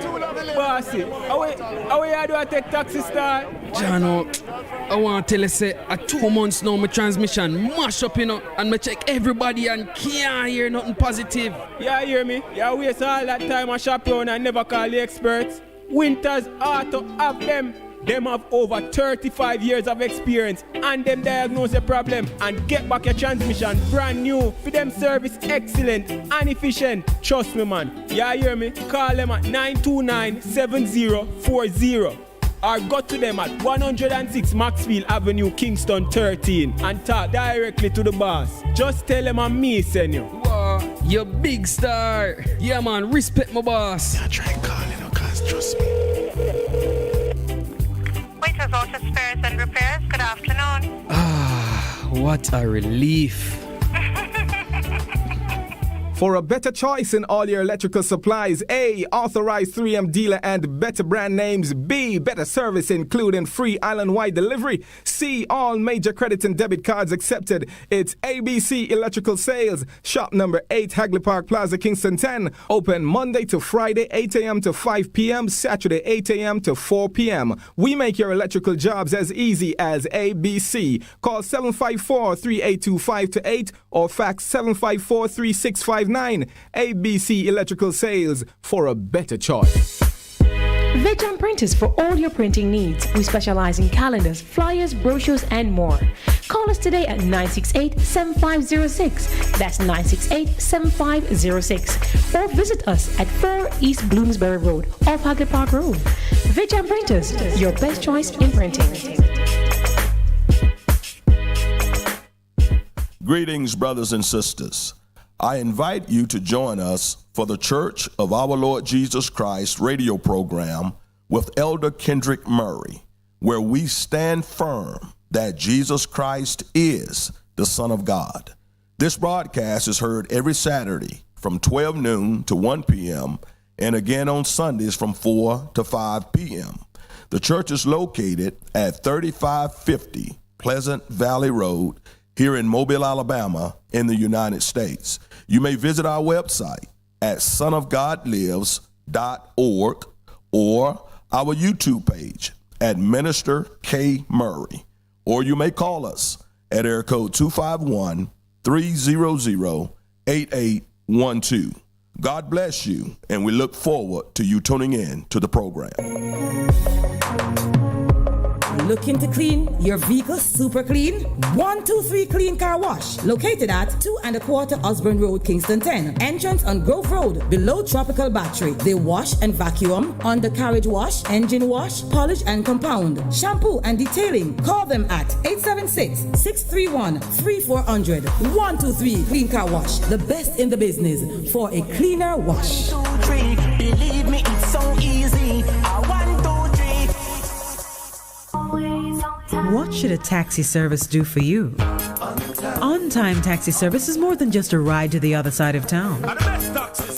They offer clean and spacious vehicles, reliable service, and promise to always look out for their customers. They'll come when you call and take you where you want to go on time. From anywhere at all. You can call us at 926-3866. We are something special on the road.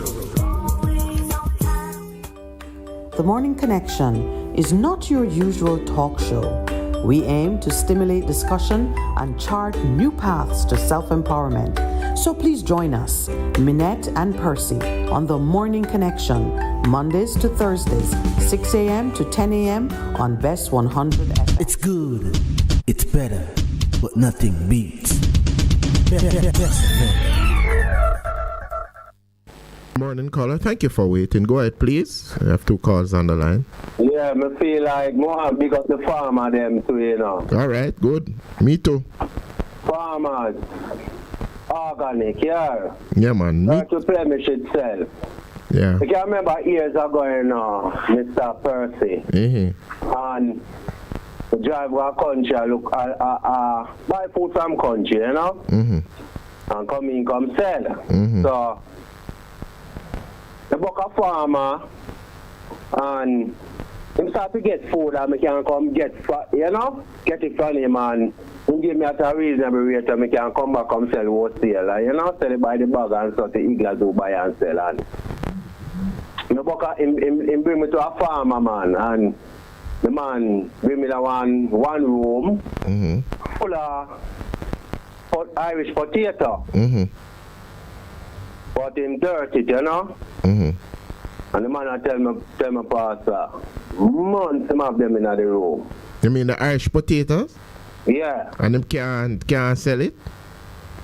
Well, I don't know if I couldn't get sale hour, but all me know, them stand up like them just big. Them big? No, I said them stand up like they just dig them out of the earth. Right. So them still good. And a month. Yeah. Months, the man say have them there. And me tell you, I buy a couple bags. Yeah. And bring a market. And I tell you, everybody who buy the potato ask me back feed. Yeah. It was organic. Potato they eat nice. Organic. Listen, organic. Nothing can beat the organic. The farmer. I spend on all the money on them fertilizer. Go back to nature. Yeah, man. And I can tell you now, me have some tomato when we reap out there for my couple, about 11 trees me have here. Yes. And the amount of tomato, me have said, some of them tomato here, they are over a month now, Pastor. And them still a stand up. Listen to me now. If you get and tell us that me have this over a month, you're not going to believe me. And it's a really understand real farming. Is plummy or which one of them? Is the plummy one them or the salad one them? Which one?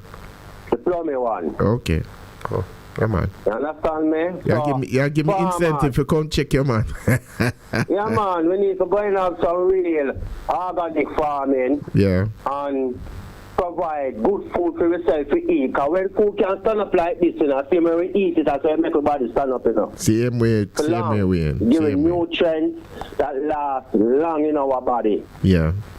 All right. Now, never big up. Never come out from but never big up Miss Mary. Yes. Bless up Miss Mary, me love you, and never big up one listener of your program. DV and the Electrical and Wallaba Road. Dana.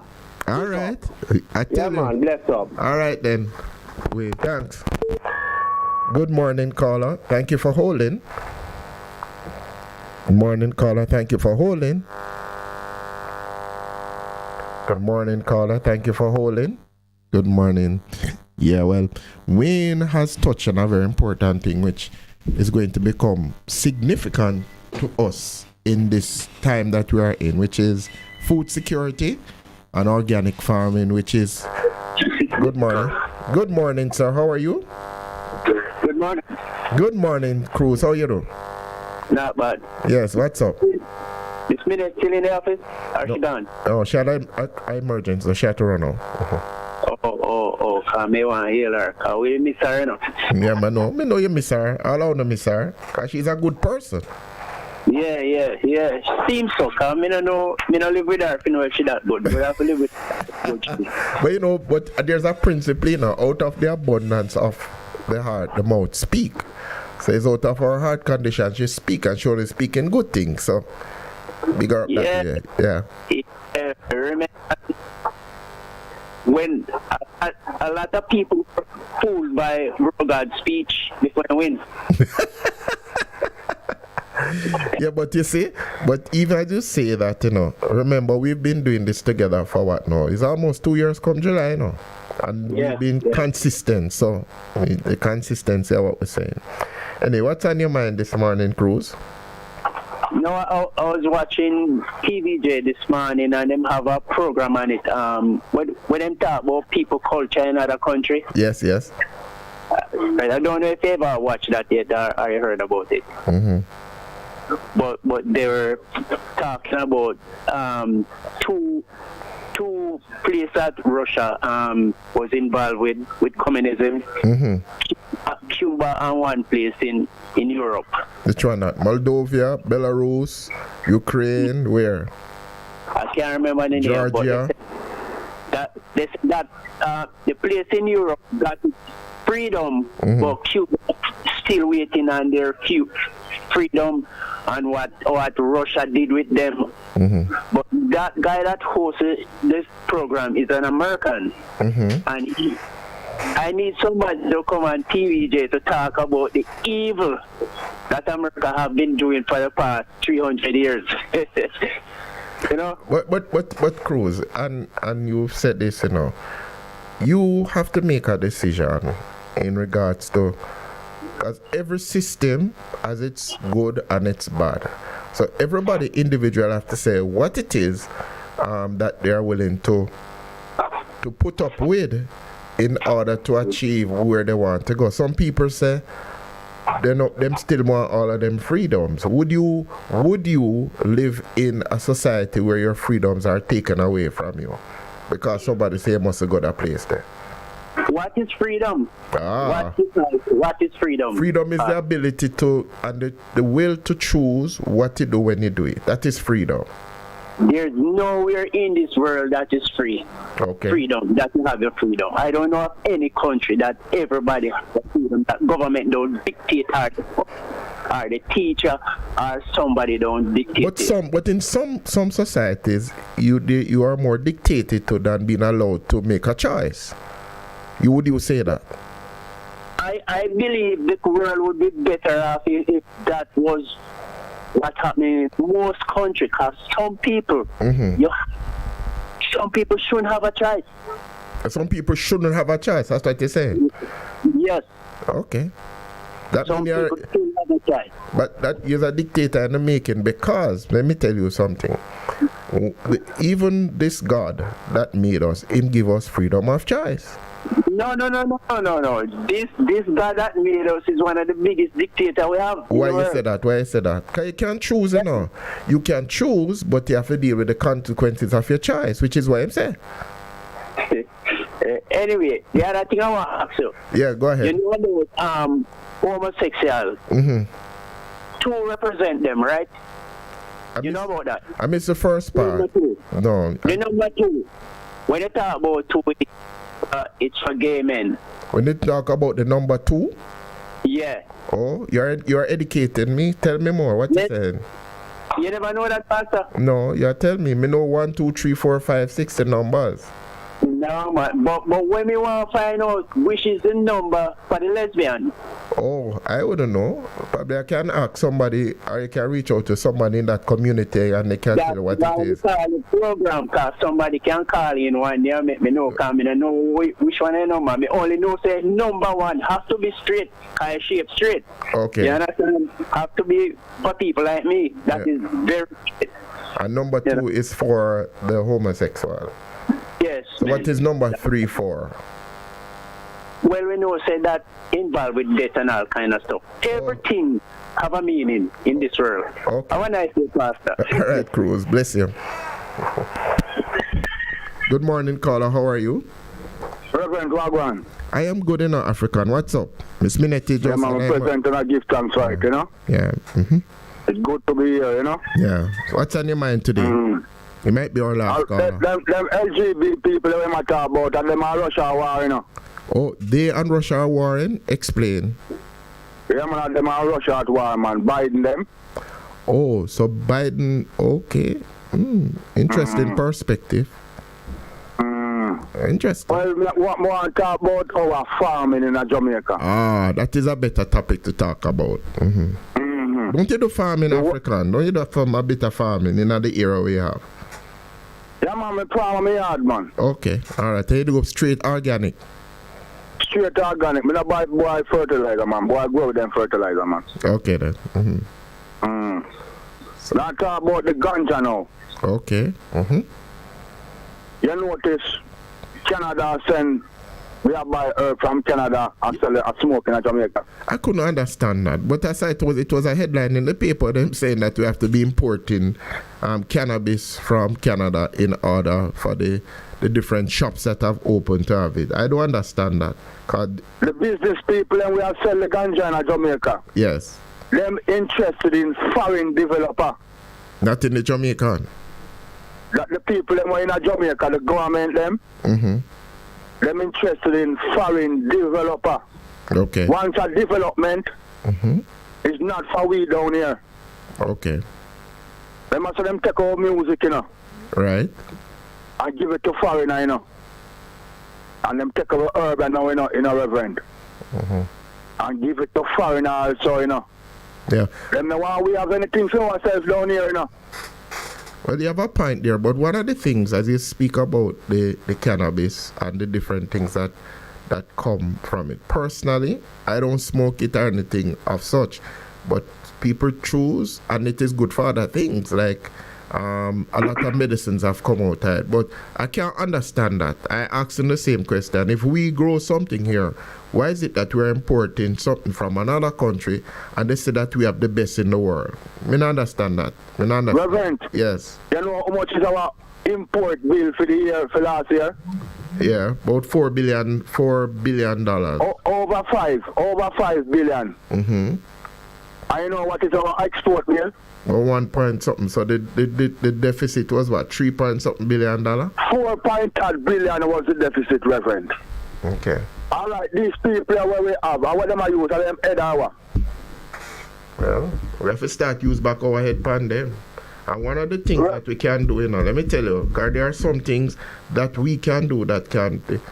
The things that we know are imported, we have to support local farmers and force people to say, yeah, so go to market and say, where this come from?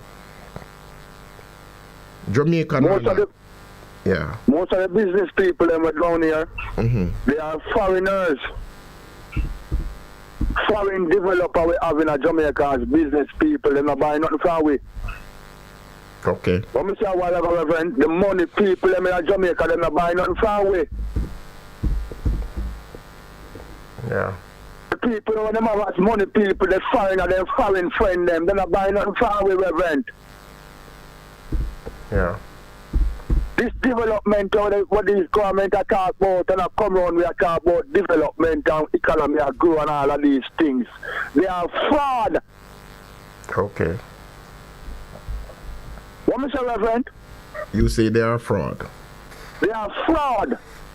Okay. The people them down here, our Jamaican people them, is getting nothing from it. Well, you have a point. How much the housing trust money? How much them take out already, Reverend? Well, each year, what is it? From Mr. Phillips' time, it was what, 11 or 12 billion dollar was pulled from it, and I think that can't. It was 11 under the PNP. Mm-hmm. Under the GLP, it is 13.5. Okay. Who it can benefit? And then the rest of the right now, them take it and make house and give them little labor rights for voter and then PNP voter. But those are Jamaicans and not African. Those people. No, Reverend, if you have bill also the people, you bill also the people. Yeah, but you say that the PNP and the JLP are Jamaicans. Yes, but I can't take the Jamaica things and I give PNP and JLP. No, it must be for all Jamaicans. I mean agreement yes, with you about Reverend. that. Yes, man. Yes, Reverend, that decide for the thing must share for the people of Jamaica and not for PNP and GLP. Correct. And I'm in agreement with you about that. So what you're saying to us, and this is what I'm in agreement with, the shifting of our mindset that we are doing things for every Jamaican, not for some people, but for all Jamaicans, not for a few people. The 15% at GLP and the 17% of PNP, how got them to achieve in Jamaica? No, sir. I'm in agreement with you. But African, we're coming up to the end of the program. It's now close to the time. But thank you for usually your very insightful points that you are making in terms of the fact that we now need to begin to stand up for ourselves. And one more little thing, Reverend. Yeah, what's that? Yesterday, herb thing, huh? Yes. Huh? Yes, go ahead. You know much thing Rasta got through for that herb, yeah? Aye. And the final and finally. I know them take it and give foreigner. Aye. Eh? A judgment for them, Reverend.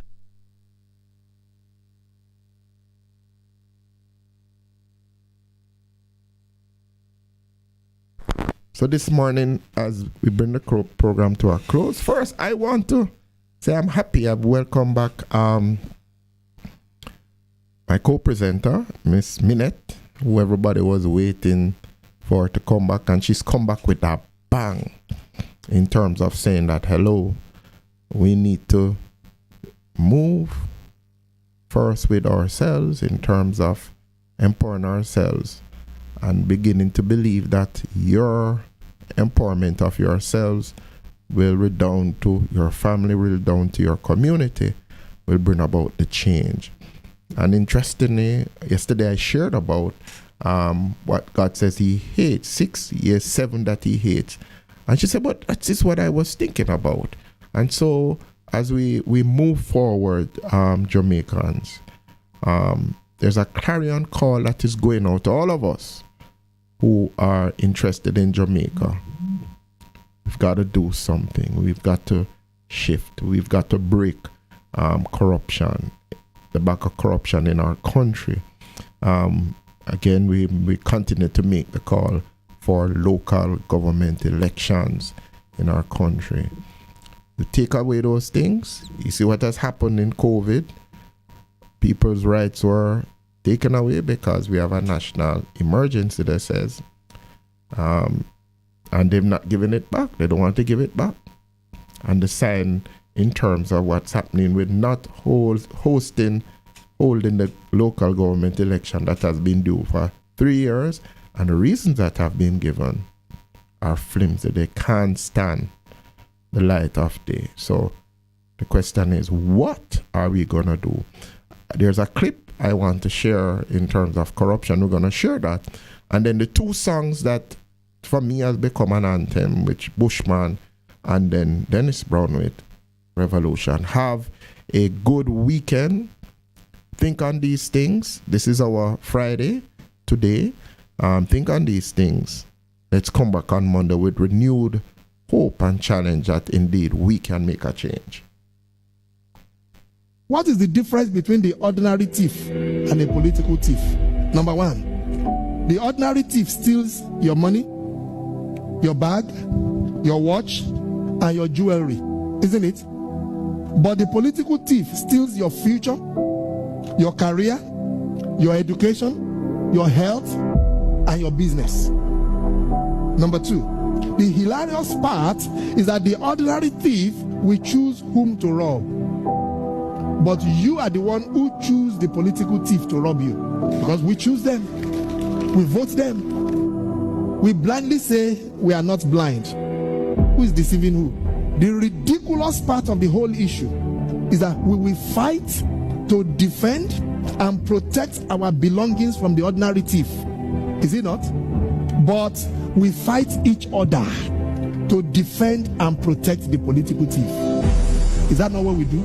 Thugs will be fighting themselves to protect those that are stealing our career, stealing our joy, stealing our health, stealing our success. What a shame. What a travesty. It calls for us to think and think deep. We can make a change.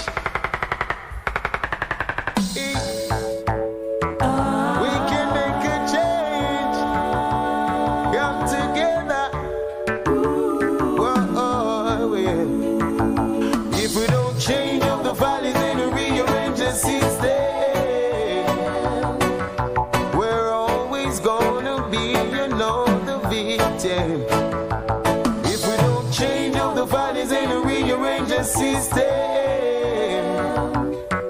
we're always gonna be, the victim. My heavens declare Rastafari glory. Haile Selassie manifests his life.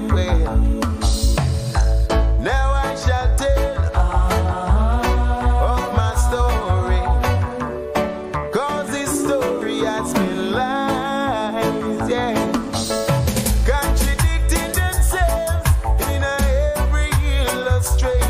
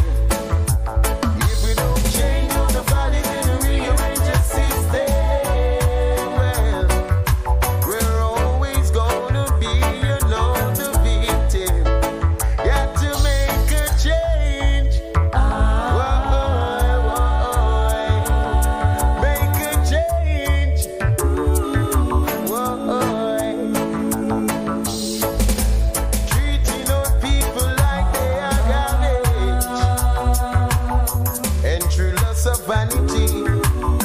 We never seek to acknowledge to the weak and the feeble. You took advantage to do yourself that tolerance because you think we're underprivileged. Now it's time for us to reinforce ourselves. Who's gonna do it for